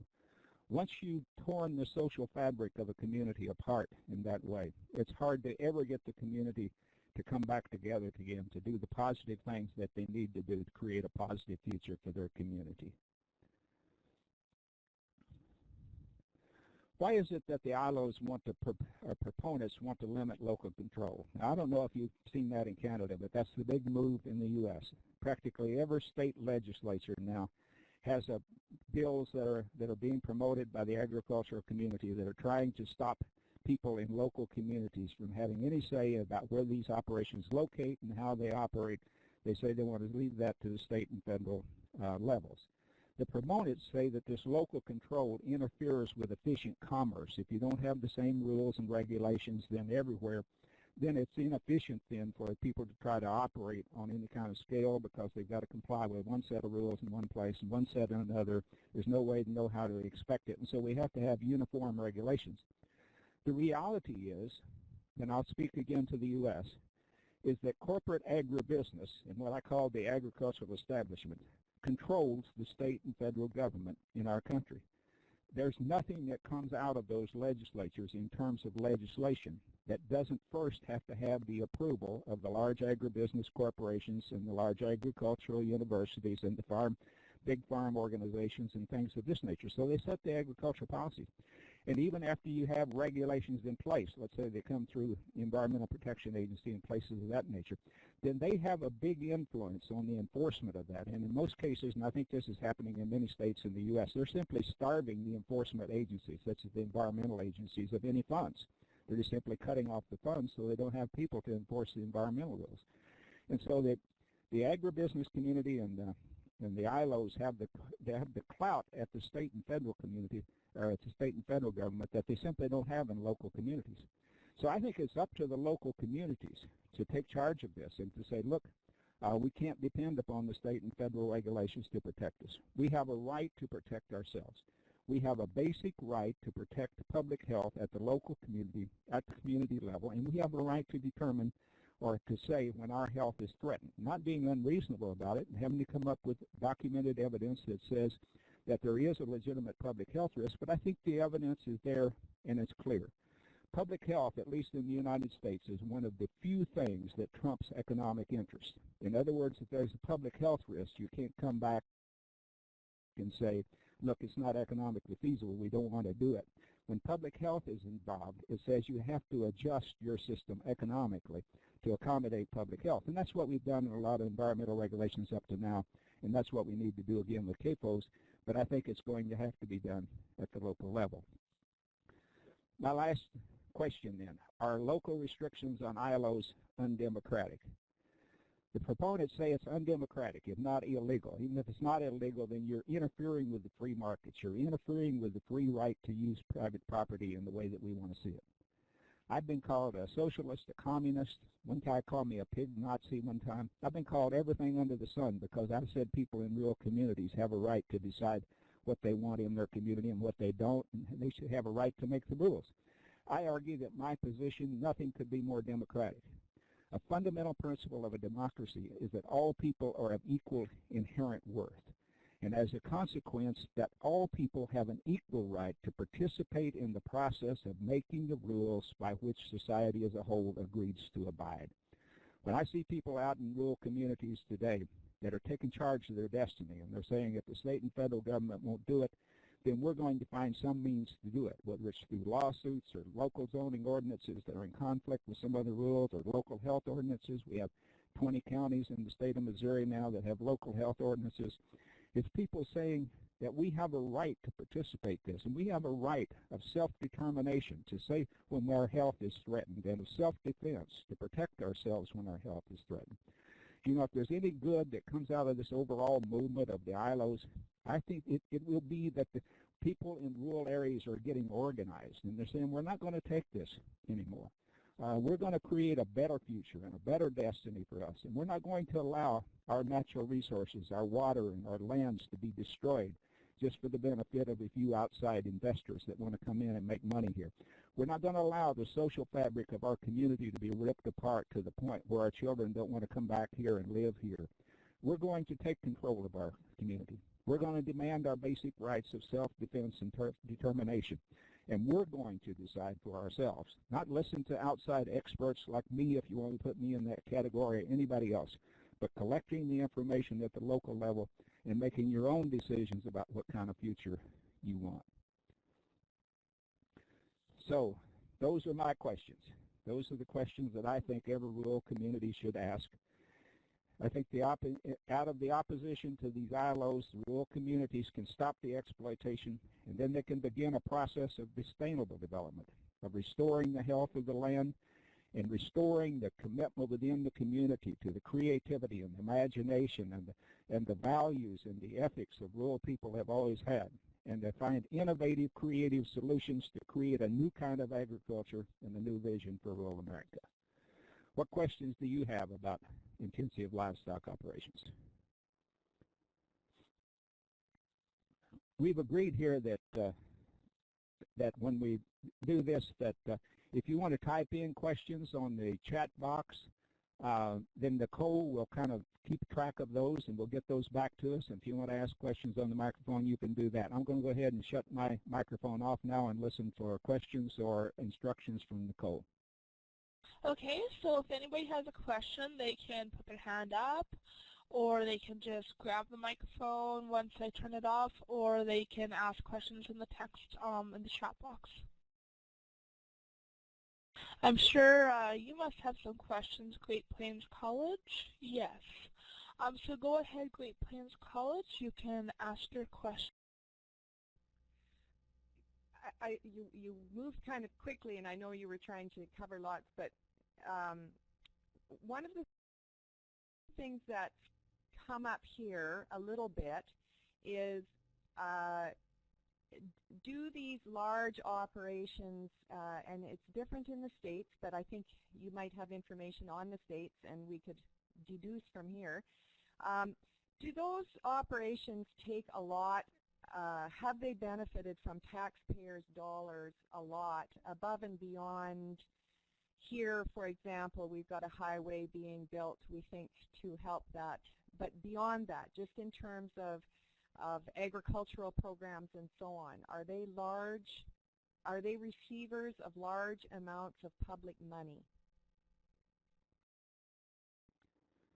The short answer to that is yes. In many cases, direct sort of economic development money or things of that nature, or we have a program here in the U.S. that's called EQIP, which is about environmental quality enhancement. A big share of that money that's been allocated supposedly for environmental enhancement has been allocated to the large confinement animal feeding operations to subsidize them to build their waste handling system. In other words, it makes no sense at all that you're going to use money that's supposed to be used to clean up the environment to encourage an industry that has a long proven record of degrading the natural environment, even under existing restrictions. So that's one that goes to them direct. More indirectly, the huge subsidies that we have here on grain production that have kept grain prices down for years. Right now, big subsidies go into ethanol, so our grain prices are higher. But the big subsidies over the years that have gone to corn and soybeans have ended up being lower feed costs, which go into these giant confinement animal feeding operations. And in general, I would say that as an agricultural economist, at one time one of my expertise was in agricultural policy. And every public policy that I see here in terms of subsidies, research, education, and so on is oriented toward this basic idea that the future of agriculture is in this large-scale industrial kind of system. So I think they have tremendous subsidies. I've told people in the U.S. one of the first things we need to do to create a sustainable agriculture is to do away with agricultural programming and start over from scratch and start funding the kind of agriculture that simply makes sense, not only for ourselves, but for people in the broader community and for people of future generations. Have another question? Yes, Lori Souter on the chat is asking a question in regards to what's happening in Nova Scotia. She says that in Nova Scotia they're having great difficulty along the Carleton River system with mink farms, which have caused extensive cyanobacterial contamination throughout the system, and the local residents are having very limited success to address these concerns because the industry is seen as being so lucrative. Do you have any thoughts on what they might do to advance their case? They've done extensive research and met with the appropriate departments, gotten water quality monitoring that has now confirmed the mink farms are the source of the problem, but cannot seem to make any progress in achieving legislation that would force the farms to deal with their runoff and carcasses differently, as they are in Denmark. Well, this is the issue that I was talking about before of the difficulty of regulating these operations, in your case at the provincial or federal level, in our case at the state or federal level, because there's simply too much economic clout that comes in from the industry, in this case apparently the mink industry. And it's interesting, I'm not surprised to find that you have the same problems with mink when they're in concentrated confinement animal operations in one place. You have the same basic problems you do with hogs or chickens or dairy cattle or whatever. The approach that I've recommended to people increasingly, and I don't know what your laws are in the U.S. and Canada, but I think it's in Canada, but I think it's a general principle that public health is one of the highest priorities. And if you can address the problem not simply as an environmental problem, I argue most of the environmental problems associated with ILOs, in fact, are public health problems. But if you address it from a public health standpoint, then you're dealing with a different set of agencies. You take it out of agriculture and you bring it into the health departments. And in many cases, particularly in the U.S., again, I know that local health departments have a great deal more authority than they often use. In the state of Missouri, for example, it's been upheld in our district court. In fact, they referred to a Missouri Supreme Court ruling and ruling on the legitimacy of local county level health ordinances that control CAFOs in our case, and that's been upheld in the courts. Also in the U.S., I know that interstate commerce usually takes precedent over about everything else of commerce among the states. But it's been upheld in our courts that if you have to interfere in interstate commerce, restrict commerce coming in from the standpoint of protecting public health, then that takes priority over the interstate commerce, the right to do commerce across straight lines. So I've been encouraging people in rural communities that have tried the other means of bringing about changes, and people keep saying, well, it's so profitable, is to come back to the issue of saying that if it compromises the public health, it doesn't really matter how profitable it is, because you're going to end up paying more economically, but paying more in the human cost of health of people within your community. By allowing this economically feasible operation to go on, you're really being detrimental to the health of the community, and we can't continue to allow that. Are there any further questions? I tried to leave plenty of time for questions in here. I covered many of these things very quickly, and I intentionally left time for questions. But there are other issues that I think that we can certainly fill some of this time with. Let me just go ahead and make a comment at this point while we've got another question coming in. I see we have a hand raised. Is that people have said that these will create employment opportunities in agriculture and so on. The first study that I did when I came up with, and they contacted me in 1995, indicated, and I looked at our farm records in Missouri, which came off of actual farms, but based on the feasibility study that was promoting these large-scale operations as a real economic development strategy, I concluded that we could employ about 3 times as many farmers in the process of producing the same amount of output, the same amount of hogs or pork in this case, as in the large-scale confinement operations in this case. So if you were talking about employment, then based on my estimates, for every job you created, you would be destroying 3 jobs elsewhere within agriculture. Now, I freely admitted that some of those jobs in agriculture on those family farms, you had corn and hogs and various and milling of feed and that sort of thing going on the farm as well. So it wasn't strictly a hog operation, but it was the hogs in that case, in some cases the cattle and other things, that make that farming operation overall as viable.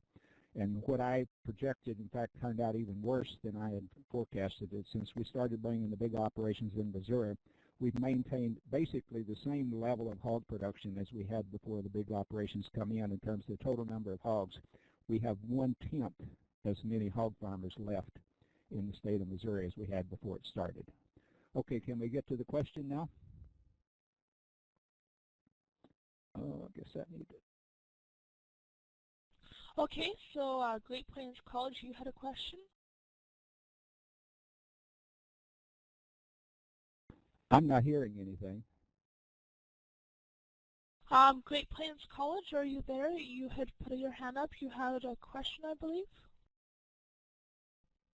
Can you hear me now? Hello?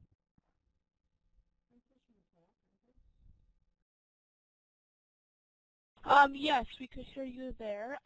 If you want someone else to respond, then you need to click that microphone button again. So, yes, we can hear you. Please ask your question if you have one. Great Plains College, do you have a question? If so, please click the microphone button and ask the question.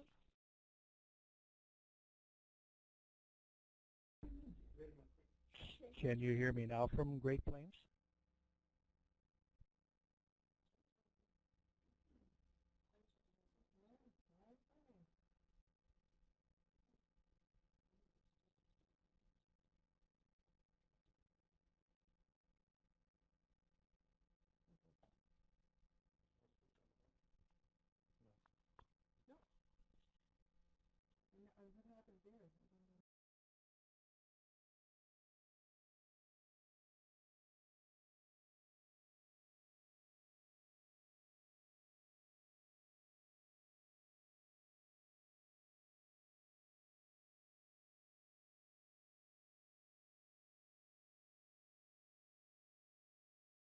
Okay, yes, Great Plains College, when you press the microphone button. You've been asking if we can hear you, and yes, we can hear you.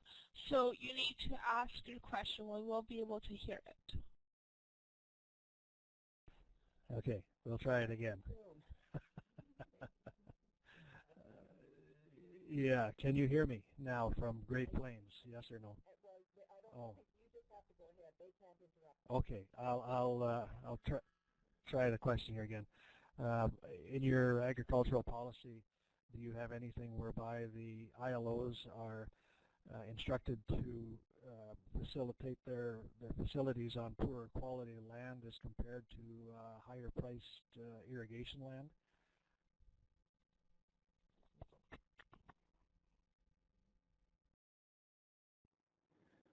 We don't have any restrictions that says you can't locate it in irrigated land or high-priced land or non-agricultural land or whatever.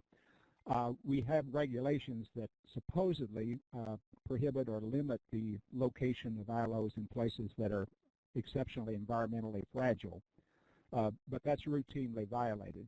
I'm working with a group, in fact I leave on Sunday to go to northern Illinois, and there's a group in northern Illinois that have been fighting what will start as a 5,000 cow dairy operation if it's improved, and will go to 10,000 cow dairy operation. They've been fighting it for more than a year on the permitting process because there's a law in the state of Illinois that says that you can't locate one of these large operations on a land that's known to be karst topography. I don't know if that's a term you're familiar with, but it's where you have the underlying layer of limestone that's filled with cracks and crevices and have access to the groundwater, gets into these crevices and goes into other places. Like there's within a few miles of this operation where they plan to put it in. I went on a tour through a state park there with some of the local people, and you can go through and you see these bluffs or the hills where the rocks, the limestone bluffs are there beside the river. And this was in the winter, so you could see the icicles coming out of the bluff, which meant that was groundwater that was coming out of the side of the bluff and going into the stream in the state park. And this was downstream from where they would be locating this big operation.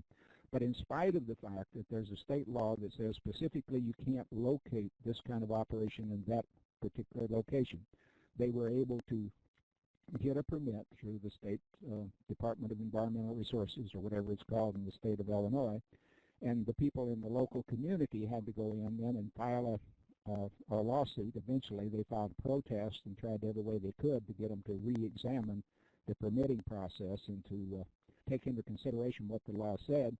They've gone through a series of lawsuits now, and the last lawsuit that came up, the judge ruled they didn't even have standing in court, that they didn't have the right to challenge these laws that were on the books at the state level. So they, even if the Environmental Protection Agency in Illinois misinterpreted the law, that the people in the local community didn't have the right to object to that going through the court system.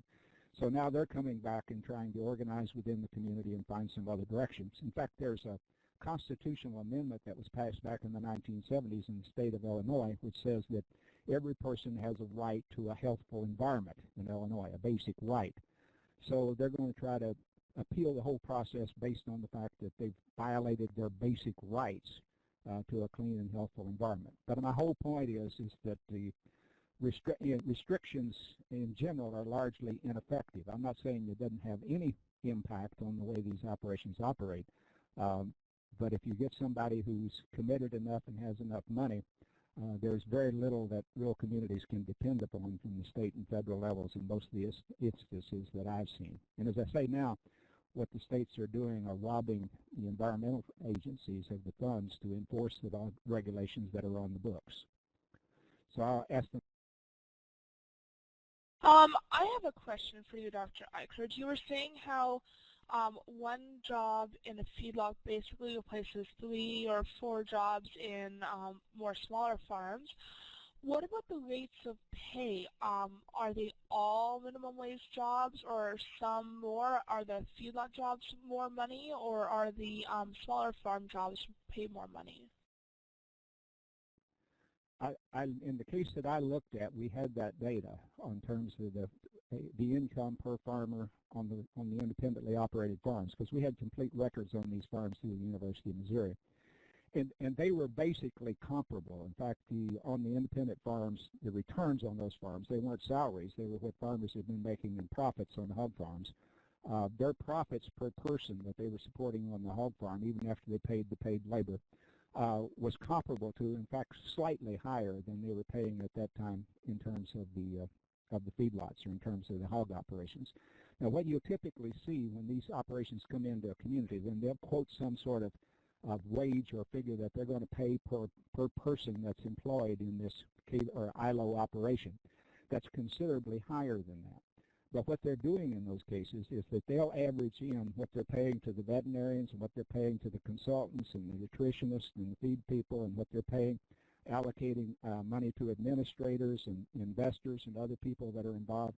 And so they're averaging together the salaries of those very high salaries of some people with basically what we would have in the U.S. as being minimum wage jobs for the people that are actually out there in the hog houses or out there actually milking the cows or doing things of this nature. So that the average looks higher. But if you're in a rural community, I think what you need to really take into consideration is most of those high-paying jobs are not going to people that were in the community. You may have a few wealthy investors that were previously farmers that have decided they're going to go into this, but they're hiring people to do the work at minimum wage in their operation, and they're making their money as investors and not as workers in those operations. So if you're looking at good-paying jobs to support economic development within your community, most of the good-paying jobs will go elsewhere, and you'll end up with, and this is what the study that I quoted a while ago, even if you have a net increase in economic activity, you'll have a greater disparity of income within a community after you bring in the ILOs than you had before. You'll have fewer people kind of in the middle class. You'll have more people on the low-end scale. They're requiring high levels in terms of services. In many cases, these will be people outside the communities. And in the U.S., many times people come in from Mexico and South America and other places to milk the cows. And I certainly have nothing against immigrants coming in and having jobs here that people here don't want. But it changes the basic nature of the community, and these people bring cost with them. Their kids have to go to school, they have to have health care, they have to have the other benefits, they have to drive on the roads and things of this nature. So what you have is a greater disparity that basically changes the whole structure of the community so that the community as a whole becomes less viable and less prosperous over the long run. Great Plains College, you have a question, and I was wondering, like Dr. Eichert said, they kind of give an average. Has the proposed livestock talked to you at all about what kind of wages they would be paying or an average or anything like that? I've heard that the proponents are encouraged by the jobs, but I've also heard that they are basically going to be minimum wage jobs. Maybe you want to talk about the situation if you're able to at all as well. So go ahead, Great Plains College. This is a question. I'm a cattle farmer, and there's a few of us in the room. We've got cow-calf operations. And in Canada, it seems pretty clear that concentration in the packing plants has caused us problems. The prices that to cow-calf operations seem to have over time been poor and getting poorer. But I wonder if you've ever done research that helps you understand how concentration in the feedlot industry affects the profitability for us cow-calf people. Because it's pretty clear that in the packing plant side, it's caused us problems.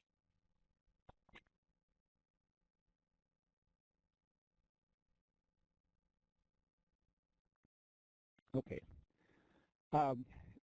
In the livestock business, there were a lot more of these studies that were done early on, but you can look for studies there, but I'd mainly kind of go back to the common sense of the thing. As you get increasing power in the packing industry, as you get more concentration in these large operations, and we have something like 3 or 4 beef packers in the country that slaughter, I don't know, 50 to 60%. Those figures are available, so you don't have to write them down. What I say, look them up so that you get the right statistics. But what you have when you're in that situation is the individual producer, like you, that are sending cattle into the feedlots. And the big feedlots are collaborating with and integrated with these big operations. In the U.S., they can't own the cattle in the feedlot directly. Packer ownership of cattle is against the rules, but they have other ways of getting around that. So they control the feedlots as well as the operations on that. But if you think about it from sort of a common sense standpoint, you need someplace to make your cattle go into the feedlot a lot more than they need your feeder cattle, or if they're stocker cattle that somebody else is backgrounding or whatever. They're in a position where you need them. You don't have any place else to go that they don't have an influence in the market.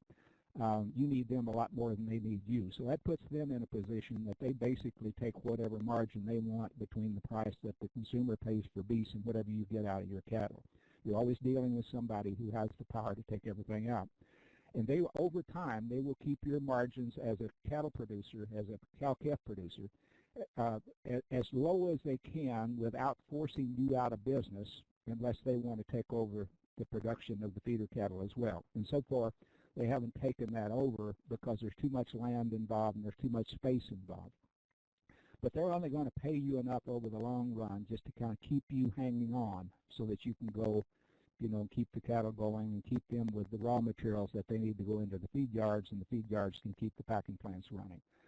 But they're in a position to take all the rest of it. And so you can't, it's not as simple as just saying, okay, what the margin is. The problem is if they weren't in a position to take a larger margin, then probably retail beef prices would be lower and you'd be able to sell more product, and not only would you have greater profits, but there would be a stronger market and more beef going through the marketplace.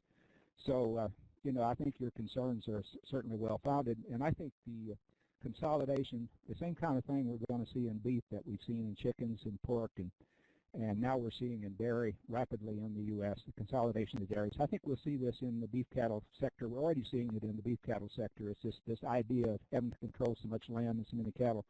But they'll come up with contractual arrangements that basically force you into a position as a cow-calf producer eventually to have a contract with a big operation, or you won't have a market for your cattle.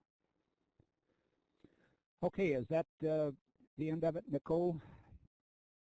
Well, if anybody else has any questions, we can definitely keep going for a few minutes if we want to before Bob Sanford's video. Does anybody have any other questions? Okay, so if that's all, then yes, we'll be launching into Bob Sanford's video next. Hopefully you'll all be able to see it and hear it. It's in the same file format as Maud Barlow's video was this morning. Let me know if you have any problems, and I will see if I can get them resolved as quickly as possible. I just want to say a big thank you to Dr. Eichert and Dr. Gannon before we continue. I forgot to thank Dr. Gannon this morning with all the things that have been going on with tech issues and multitude of things as well behind the scenes here. But thank you so much, Dr. Gannon and Dr. Eichert, for preparing your presentations and presenting to us today. I just want to say thank you. I appreciate the opportunity to be here with you. I think it's been a great webinar, and I hope you continue to succeed, and I wish you great luck in your efforts there in your part of Canada. Many thanks as well from me. I've enjoyed it. Okay, so we're launching Bob Sanford's video, so everybody's ready. I know that for a few of you there will be a bit of a lag depending on your internet connection. So just bear with us, and hopefully it'll play as soon as possible. Started. The emerging water governance trends. To begin, please allow me to say that I don't believe that we are facing the end of the world with respect to water issues. I would, however, like to ensure that the serious problems and unfortunate paralyses that have emerged so widely elsewhere in the world do not establish themselves where I live in the Canadian West. The global picture with respect to fresh water is not good. There are trends that are emerging that should properly demand our full attention. I do not think that nature will turn against us, but what we are turning nature into might. As terrible and terrifying as it is, what happened in Japan only underscores the importance of being prepared for what we know we should expect to happen in the future. The premise of this preparation The premise of this presentation, I should say, is that we should be dealing with emerging problems now, while time and prosperity are on our side, so that as our population grows and our climate changes, our social and economic future is not limited by water availability and quality problems that we could have and should have addressed in better times. I hope in this presentation to demonstrate how emerging global trends are likely to compound our local problems as they have elsewhere if we do not act on current governance challenges. Finally, in order to make sure that no one is left depressed, I will point out positive trends in this country to which we should pay attention in order to make our work in water meaningful and useful over the long term. So, to begin, the first major trend in water management I would like to discuss is the ongoing challenge we face globally with respect to the construction, maintenance, and timely replacement of crucial water infrastructure. I just returned from the 7th Biennial Rosenberg International Forum on Water Policy, which was held in Argentina, and the focus of that particular forum was Water for the Americas, Challenges and Opportunities. And I think it's instructive for us in North America to examine what happened and what is happening in the rest of the Western Hemisphere so we don't end up a half a century from now in the same boat. The first thing that history illustrates is that it's a huge mistake to consider water available to any municipality or any region as being limitless.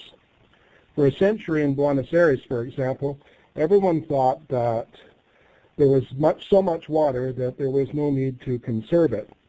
You were entitled to use all you wanted for whatever purpose you liked. And the second thing that many major cities in the Western Hemisphere now regret is that they did not charge adequately for water services. As water services were free, or as close to it as governments could make them, no one thought that water had value, which in turn amplified wasteful use. As water utilities couldn't recoup the cost of operation, maintenance, and replacement of their water supply systems, they had to rely on government subsidies when the system needed improvements or expansion. Such subsidies, however, were not forthcoming in times of economic decline, during periods of political instability or political inaction, or when the government was too far in debt, or when government priorities were focused on other crises, which got to be more and more often. Over time, the capacity of utilities to keep up with problems was greatly reduced. When this happens, maintenance is usually the first thing to go. It gradually becomes easier to meet lower standards and to live with complaints until customers stop making them. So, what can we learn from these beleaguered others? The first thing we learn is that the myth of limitless abundance is the greatest of all threats to water security. It is the greatest of all threats because it makes the populace complacent about how much water they have and how it's managed on their behalf.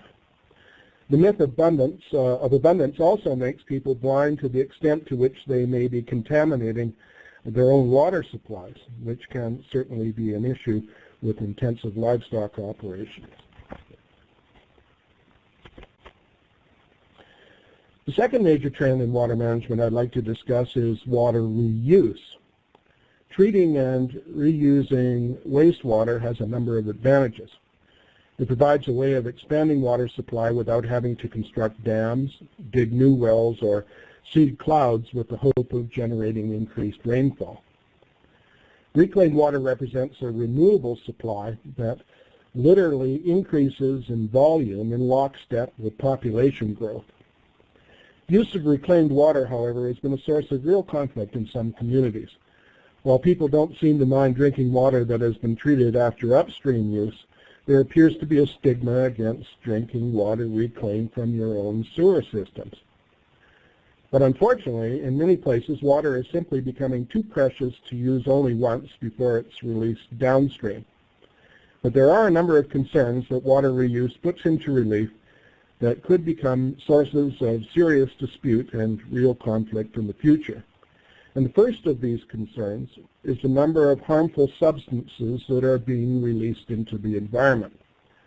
Because of its remarkable qualities as a universal solvent, almost every substance we produce seems somehow to find its way into water. Economists around the world are now warning of emerging new scarcity that will affect every sector of our economy. This growing scarcity is defined by the very real limits that are becoming all too apparent in the capacity of the environment and our water to absorb and neutralize the unprecedented streams of waste humanity releases into it. The gravity of this problem may not be apparent until we realize that we ourselves are becoming walking contaminant sites. In a recent study, Canadians were tested for the presence of 88 harmful chemicals in their bodies. A First Nations volunteer from a remote community in Hudson's Bay was found to have 51 of these chemicals in their body. Blood and urine samples from a Toronto mother were found to contain 38 reproductive and respiratory toxins, 19 chemicals that disrupt hormones, and 27 carcinogens. One of my closest colleagues was part of this study. She discovered that she carried around in her body some 26 carcinogens, 15 hormonal disruptors, 14 respiratory toxins, and 35 reproductive and developmental toxicants. One of the greatest concerns related to waterborne contamination is the issue of endocrine disruptors. Endocrine disruptors are substances that mimic or interfere with the function of hormones in the body. There are now apparently some 180,000 endocrine-altering substances in the world. Researchers are finding that the effects of exposure to endocrine disruptors can be observed long after the actual exposure has ceased. Over the past 20 years, concerns have been raised about the observed increase in endocrine-sensitive health outcomes. According to the National Institute of Environmental Health Sciences in the United States, breast and prostate cancer are on the rise, and there has been an approximately 50% decrease in sperm count worldwide over the second half of the second part of the 20th century. You'd think that that would get our full attention. As I've already noted, virtually every human-made substance finds its way into water. A recent study in Alberta identified 105 pharmaceuticals, hormones, and endocrine-disrupting compounds in raw municipal sewage. After treatment, 48 of these contaminants of emerging concern were still found in the effluents released into the river. Unfortunately, it's neither technically nor economically feasible to perform the kinds of detailed analyses necessary to declare this vast swirl of chemicals safe for humans or the environment. It has been recently discovered that prolonged exposure to already treated municipal wastewater effluent reduces egg production in female fish and alters secondary sexual characteristics in males. In his book, Unquenchable, America's Water Crisis and What to Do About It, Robert Glennon reports that up to 90% of the drugs we take leave our bodies unchanged and still active. These substances appear to be more common in our water supply than before. Concentrations also appear to rise and fall seasonally. There is, for an example, more Prozac in the water in winter because of seasonal depression disorders. In Boulder, Colorado, the presence of estrogen in the water rises during the college year. This coincides with when the number of women using birth control pills increases. During that time, there are no male fish immediately downstream of Boulder's water treatment plant outfall. Robert Glennon goes on to joke that none of this will mean anything to anyone until men start getting uncontrollable erections from somebody else's Viagra.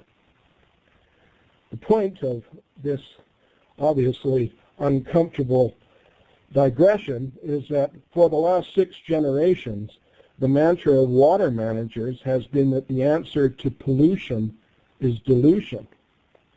Evidently, that is not so. As more of us populate the planet, there's no way around the need for water reuse. We're entering an era, however, when we're going to need new standards and substantial innovation in water treatment. These innovations are likely to be expensive, but they're going to be necessary for reasons of our collective health. But there's more to this problem than just making sure that technology works. We're going to have to better monitor and more effectively reduce the sources of such contaminants. Everyone on this webinar will know that the environmental impact of the oil sands is a highly controversial issue in Canada and abroad. Some think it gets too much attention at the expense of other often more serious problems. In 2010, an internationally respected glaciologist, Dr. Sean Marshall of the University of Calgary, predicted that within 30 years, the area of the tailings ponds at the oil sands will be greater than the area of all the remaining glacier ice in Alberta. In 2004, our initiative predicted that Lake Winnipeg would become an international symbol of water mismanagement in North America. Lake Winnipeg is now recognized as the most eutrophic of the world's major lakes. The algal blooms forming each summer in Lake Winnipeg now cover almost 3 times the area of all current oil sands operations combined. The equally serious but related issue of annual flooding aside, Lake Winnipeg Basin is now being recognized globally for the problem it has become. It has become a sewer for 4 Canadian provinces and 3 U.S. states. And our prediction is that within 5 years, agricultural practices are going to be identified in Canada as the country's foremost threat to water quality and public health. Already we know that there are a number of toxic chemicals used in agriculture that possess certain physical characteristics that make them likelier to resist breakdown during wastewater treatment. They instead become sequestered in post-treatment sludge. From there they re-enter the environment when these so-called biosolids are deposited on land. The vast majority of these substances have never been evaluated in terms of the risks that they may pose to ecosystems or to people. So lest you think that I'm being too hard on Canadian agriculture, let me point out that Canada is not alone in having this problem. It's in the waters of Lake Winnipeg where issues of water governance in Canada merge with larger global trends that are making water management difficult widely, and that together have created the global water crisis everyone on this webinar is working to address. Agricultural water use is becoming an issue globally because contemporary industrial-scale food production practices invariably result in returned flows that are to nature of water of poor quality, which diminished and often water-starved natural aquatic ecosystems no longer have the capacity to purify. Though it may be a heresy to say so, if we want to ensure that water availability and quality issues do not limit our country's social and economic future, then we need to improve our agricultural practices. There are, however, good economic reasons for doing so. We should expect global food and water security matters to become among the most pressing political issues of our time. Provided that it can address its own sustainability problems, we should anticipate Canadian agriculture playing an even greater role in addressing these issues.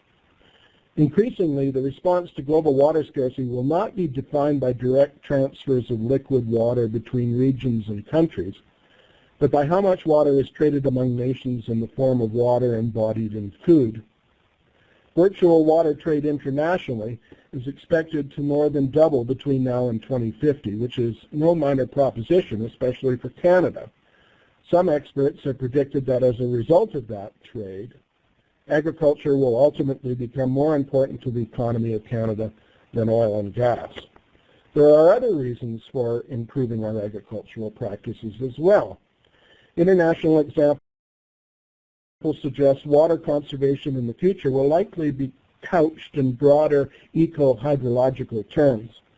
The day may be coming when sustainability will force us to integrate natural, agricultural, and urban ecosystem function into a unified whole. Total ecosystem function will be managed so as to generate the greatest possible amount of natural water while at the same time generating additional ecosystem services that we can't afford or that we don't know how to provide for ourselves otherwise. The time may be coming when citizens will have to pay for ecosystem services. And when that happens, urbanites may have to pay farmers and others to generate those services, which will be seen to have a value equal to or greater than that of many contemporary crops. And while there may be resistance to this idea, we'll arrive at this because we're running out of options. There will ultimately be huge opportunity in this for those who know how to think about and how to profit from broader ecological sensibilities. There may also be some urgency in responding to this trend. A full 40% of humanity is now competing directly with nature for water. And as a result, we're beginning to see some frightening convergences. If we give nature the water it needs to provide important basic ecological services, then that water will have to come from agriculture, which in some places will mean that people will starve. If, on the other hand, we give agriculture the water it needs to keep feeding our growing populations, then there will not be enough water to allow nature to sustain fundamental, long-term planetary life support function and self-regulation. And if you add serious groundwater overdraft in many of the world's most important food-producing areas, add widespread desertification and soil loss, and suddenly the causes and the dimensions and implications of the global water crisis become apparent. We are one of the places to which the rest of the country is turning to address these problems. Unfortunately, however, we're not ready, and these are not the only global problems that we face. On top of all these matters is the not insignificant issue of climate change. Instead of focusing on reducing greenhouse gas emissions, Canada, as a matter of public policy, decided to focus primarily on adaptation. At the moment, however, we're not adapting to climate change in Canada. All we're really doing is learning to cope with it. Recent large-scale climate-related events and international example, however, suggest that it may be more difficult and far more expensive to adapt than anyone anticipated. And the reason for that is that a warming climate appears to have caused a change in something so fundamental in how we perceive nature that it threatens to completely alter our current reality. It's fair to say that the warming of the global atmosphere may not be a problem in some areas, especially in Canada. In fact, in some places in this country, it may be very welcome. What will not be welcome, however, is the loss of hydroclimatic stability that accompanies that warming.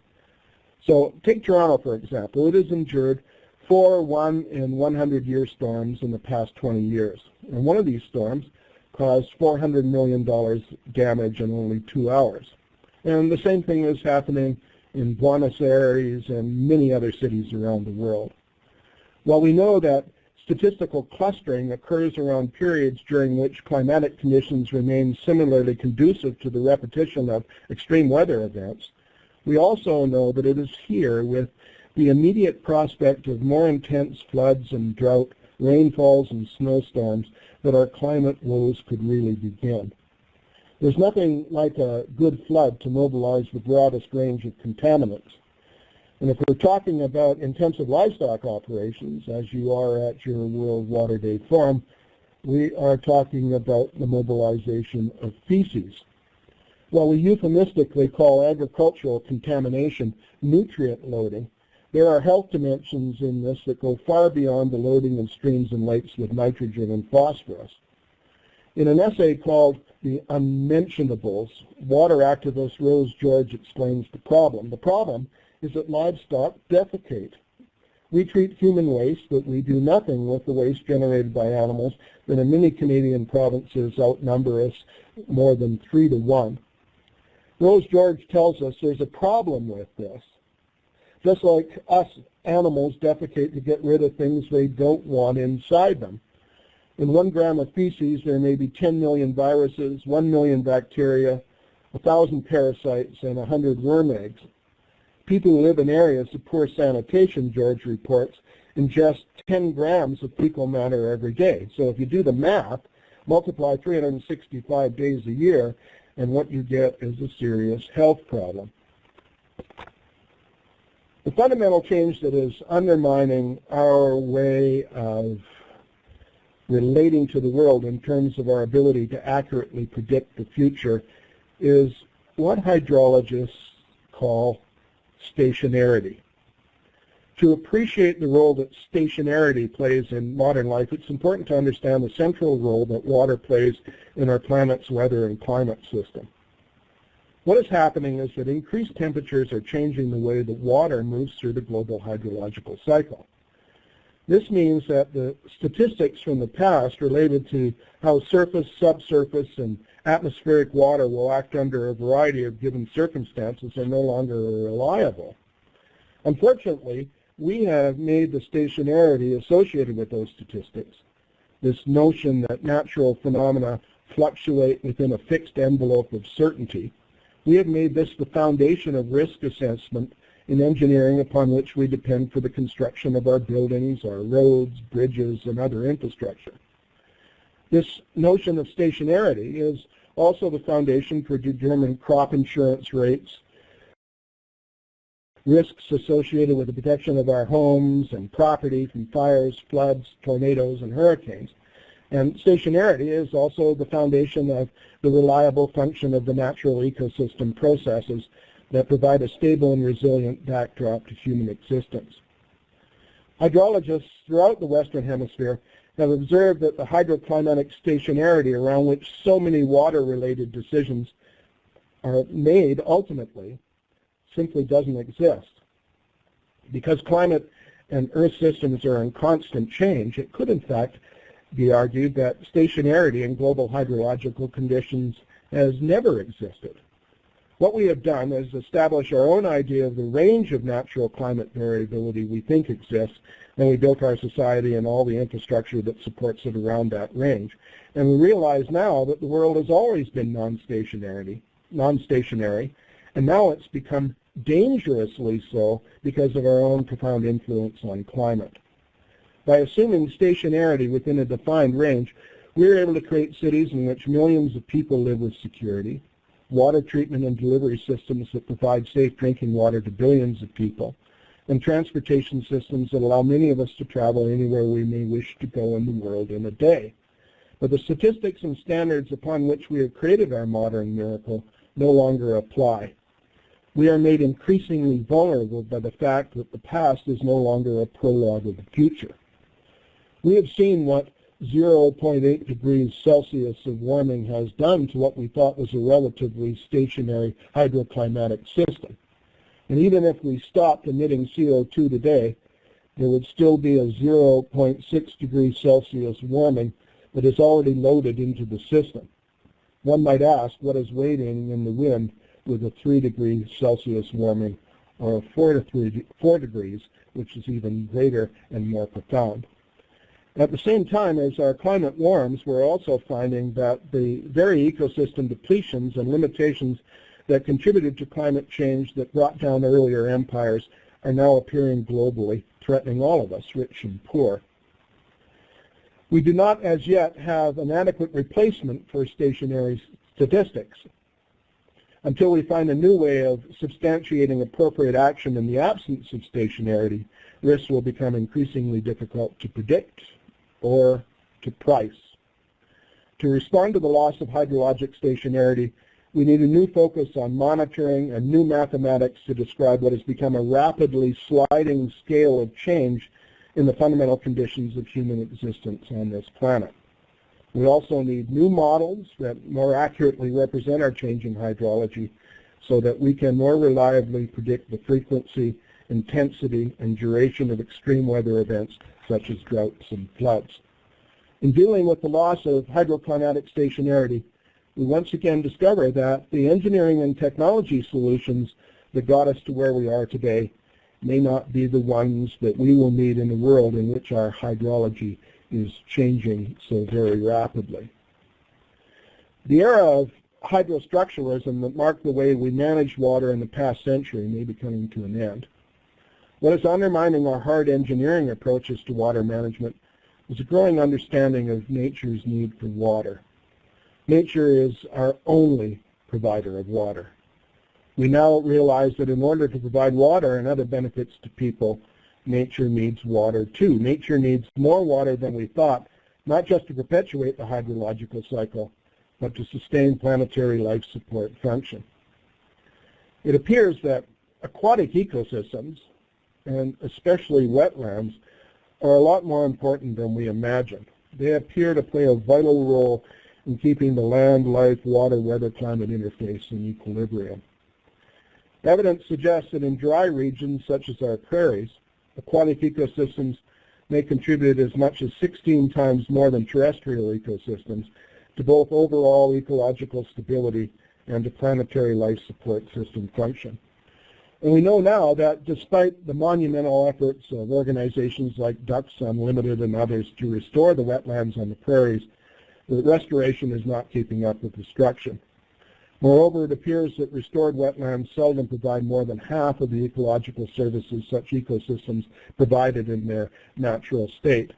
And this has important implications in the larger context of nature's need for water. What this means is that if we're unable to restore wetlands to the Canadian prairies, then that loss has to be made up elsewhere, or the world will continue to suffer broader planetary life support function decline. And what follows from this is that nature can't be where we send water only after we have taken all we need for other purposes. International example suggests that we should be providing as much water to nature as it needs while we still have water available to do so. For once that water is fully allocated to human purposes, it will be very hard, if not impossible, to get back. It is clear that if we want to continue to receive valuable ecosystem services on a free basis, nature must be regarded in the context of water resources management decision-making as a legitimate water customer in its own right. But that's not happening everywhere. The notion that a drop of water that flows by you unused is wasted, I should tell you, has been completely dispelled in every region of the globe. Every drop of water in any given river system is fully utilized either by people or agriculture or by nature or in natural geophysical processes.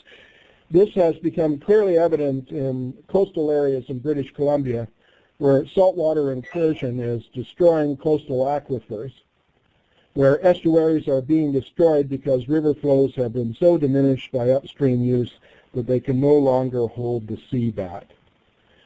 There are cases on our coast where communities that rely on the salmon fishery have to pump cold water from lakes to make sure that there's enough water in rivers to allow salmon to survive, and that that water is cold enough in the streams that salmon will continue to be able to spawn.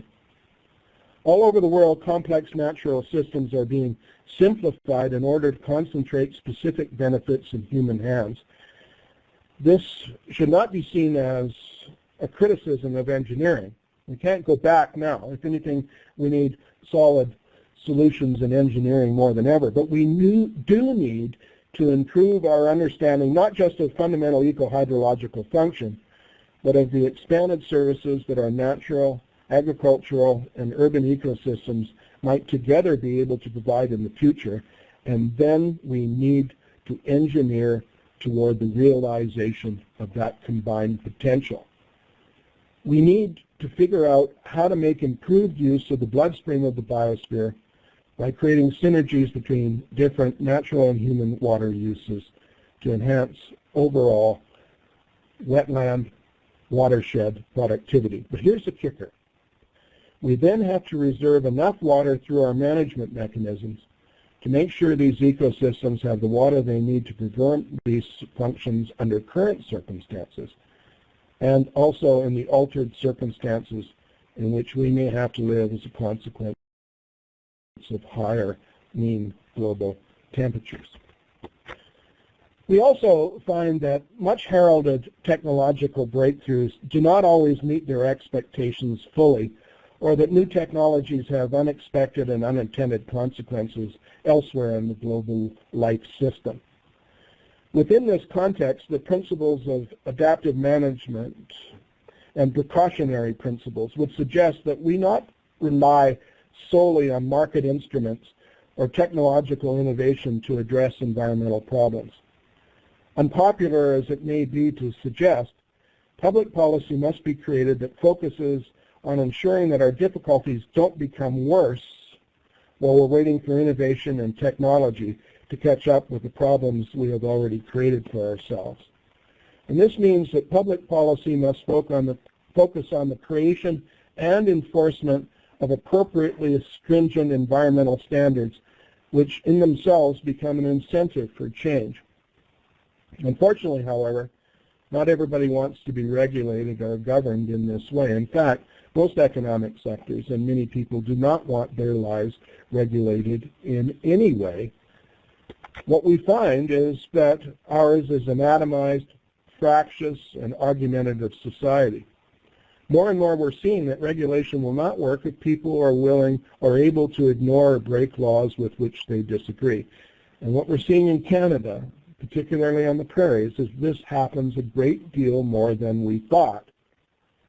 The loss of hydroclimatic stationarity will be a further test of whether our governance system actually works and whether people can be or even want to be governed by it. The recent ClimateGate and GlacierGate debates put the depth of the division within our society over climate into clear relief. And that division in our country should not be underestimated. I maintain that scientists should be thankful to climate change deniers like Brian Sussman and others for articulating their views and sharing them. Their views tell science where it has to go to validate itself in the minds of those who think like they do. The larger point I would like to make, however, is that the loss of hydroclimatic stationarity is not going to be an easy sell to such people. Somehow science has to build a bridge to those who hold views of this extreme hostility. And if this is not done, then deeply held differences of opinion over climate change could ultimately tear our society apart. The compelling drama and high dudgeon that increasingly characterizes contemporary public discourse distracts the public from matters of greater long-term import. Neither ClimateGate nor GlacierGate changed anything. There's going to be La Nina years like this one in which cooler temperatures and greater precipitation will allow some people in some places to keep believing that nothing is changing. But these years will be less frequent over time. Researchers at NASA concluded in January of this year that despite large year-to-year fluctuations associated with El Nino and La Nina cycles of tropical ocean temperature, the global temperature has continued to rise rapidly in the past decade. In the wakes of the worst fire season in history in Russia, record high global temperature during the period that was measured by instrumental data was reached in 2010.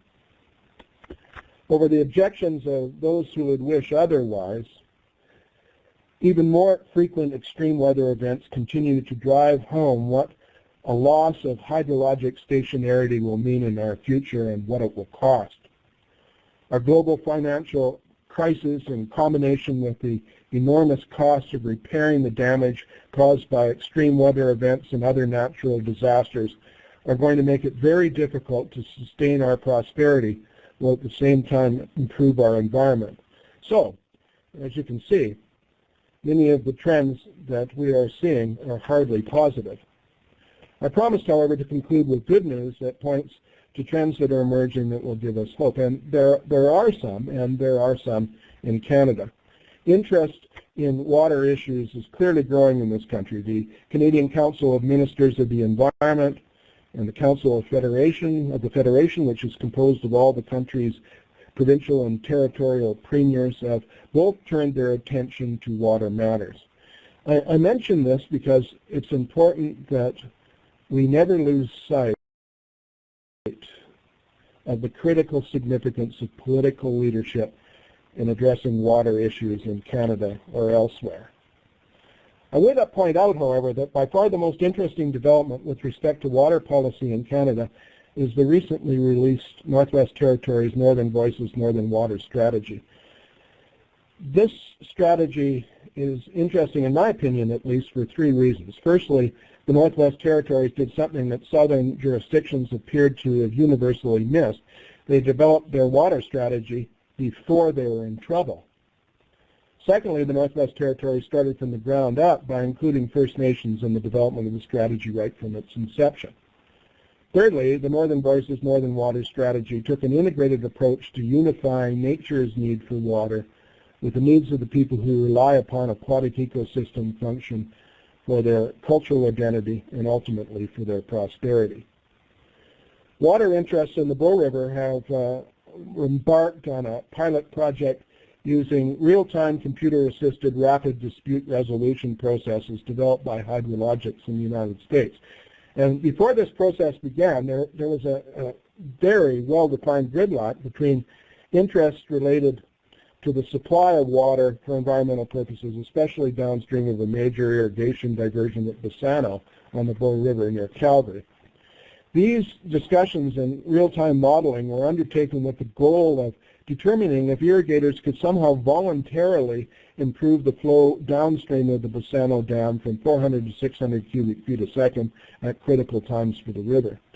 And I should point out that this process is working so well that collaborators are now talking about releasing 800 to 1,200 cubic feet a second for 5 times more days each year than in the past. So what I suggest is stay tuned to see if this process will work. It could break new ground for all of us if it does. Also, I should point out that I was invited to an invitation to the International Falls in Minnesota to hear what's happening in the Lake of the Woods and Rainy River Lake watershed. And what I should point out is that through new international collaboration, it appears that basin-scale approaches can be developed that will improve water quality in troubled watersheds. I should point out, however, that even in that basin there is huge resistance growing and growing animosity toward intensive livestock operations. There are, finally, I should point out, 3 potential avenues of significant water policy in North America. And I think all of these need to be considered. We can build on reforms that aim to revitalize the current system. This requires the activation of unexercised jurisdiction and the harmonization of federal, provincial, state, and municipal oversight with respect to the management of our water resources. Revitalization of the existing system will demand improved monitoring, which is widely needed, better forecasting and prediction capacity tied to better enforcement of existing laws. Revitalization of our current system will also demand the introduction of new regulations that protect water quality and recognize nature's need for water. Alternatively, water policy reform in this continent could emerge from the example of others. The European Water Framework Directive is a model we may wish to examine in the North American context. In this framework, water quality standards and parameters of aquatic ecosystem health are defined by the European Union, and then individual nations are then charged with meeting those standards by whatever means they feel will work best in local circumstances. And you should know also that in the EU model, agricultural policy and water policy are linked, which is clearly what is needed in Canada. A third avenue of reform might be to allow regions to reform water policy on a large-scale watershed basin. Or alternately, all 3 options might be combined to create a new way of thinking about water in North America. I would like to conclude with an observation on our need for leadership in water policy reform. Too often today, water policies are defined by those interests who can attract the attention of government. Political cycles and timeframes are completely out of synchronization with hydrological cycles, and we have to change that. We are presently facing real trouble globally with water scarcity. And that trouble is coming our way. And without forceful leadership, it's impossible to create, foster, and cultivate the level of political will over the duration of time required to ensure proper and lasting implementation of approved policy leading to change practices and different results. If we want to achieve sustainability, the water needs of human and non-human communities is going to have to be renegotiated.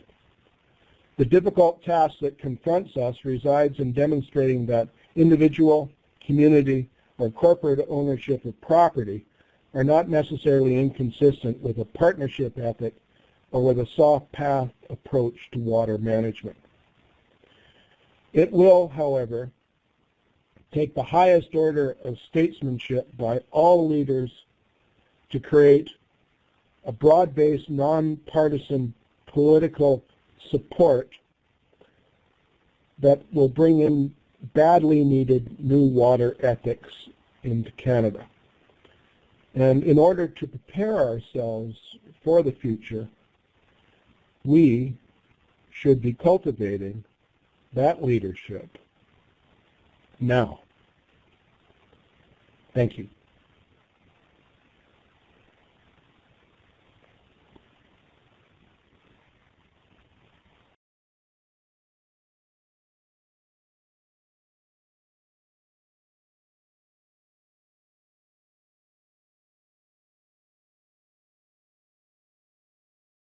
Okay, so is the video over for everyone?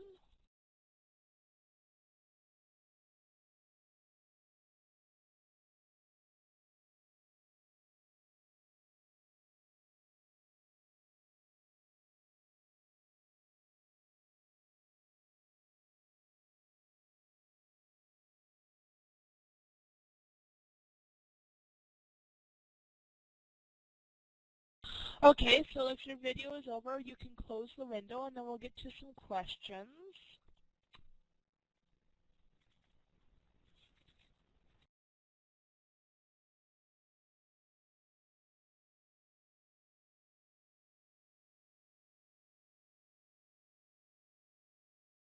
Does anyone have any questions regarding Bob Sanford's presentation? Unfortunately, he couldn't be with us today. And he was going to tell me who was going to be answering questions for him, but unfortunately I didn't get an email. So I can relay questions to him, and then he can respond, and I can email the answers to everyone. Maybe Dr. Eichert has some answers for us. So if anybody has any questions, please put up your hand or type them in the chat box.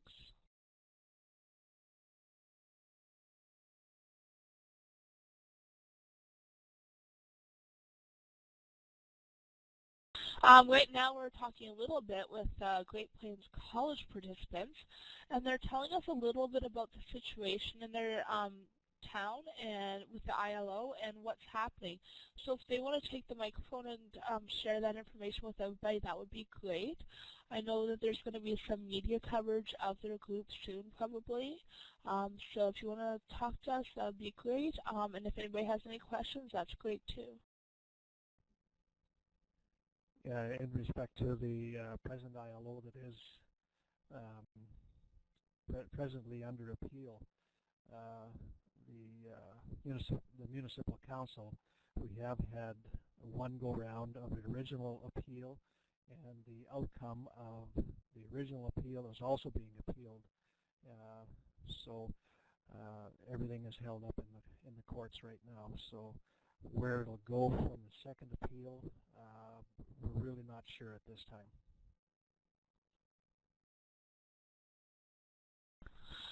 Does anybody have any questions for the Citizens for Sustainable Development, that group, and their ILO that's proposing to enter their community? Or does anybody have any questions in regards to Bob Sanford's presentation or anything regarding ILOs or water or anything like that in general?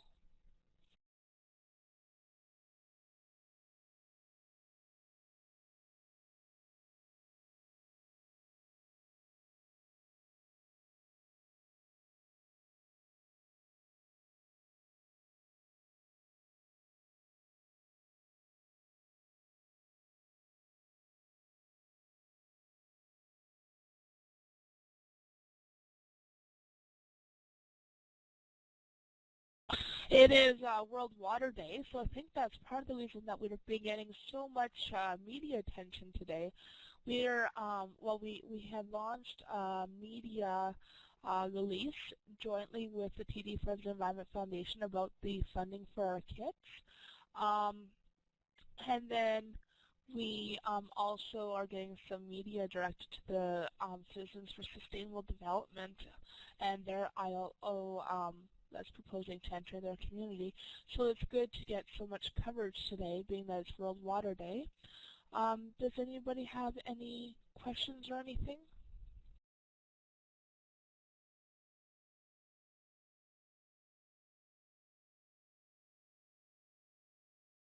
Okay, well, if nobody has any questions, then I guess that we're going to wrap up for the day. So, I can see that one person is typing and that Dr. Eichert would like to speak. So we will let Dr. Eichert have the microphone.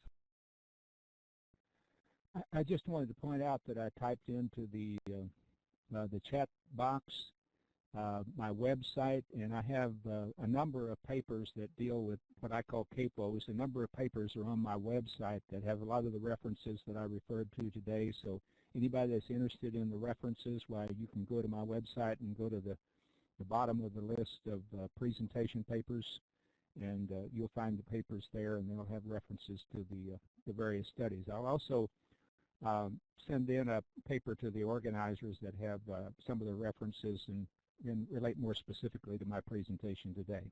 So thank you very much. Okay, so Dr. Eichert, the Great Plains College Group is asking for your website URL, so maybe you can just type it in there for them. I know you did that before, but if you just type that in again, I believe it's just www.johneichert.com. Kathleen O'Grady is asking whether you're able to hear these talks from the day, and yes, they are being recorded. So as soon as our computer technician gets them all set up, they will be on our website, and that's www.safewater.org. Under webinars, webinar videos, and I'm going to type that into the chat box in case anybody didn't hear that properly. And anybody have any other comments or any questions?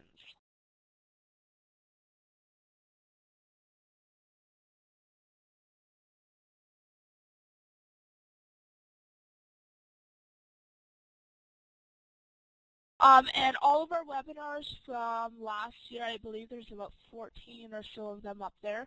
They're all up there as recordings as well. They've been viewed many times. Our next webinar will be this Thursday. It'll be with myself and Tracy Webb, a member of our board of directors, and it'll be mainly for teachers in order to help them to use the high school Operation Water Drop Kit to test water sources in their classroom in the most effective manner possible. So if anybody wants to sign up for that one, they're welcome to. I've just marketed it to teachers, as that is the audience that's likely going to take up that webinar.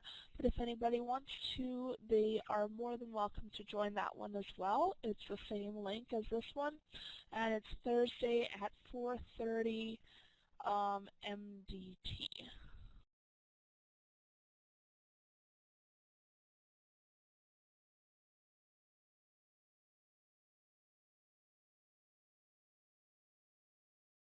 So thank you to all of our presenters, all the people who also were not able to be with us today but who recorded videos. So Maud Barlow, Bob Sanford, Dr. Eichert, Dr. Gannon, thank you for setting up your community event, Great Plains College, and for helping with that. I hope that you all had an excellent day of learning about all the issues involved. And if nobody has anything else to say, then I guess we'll sign out.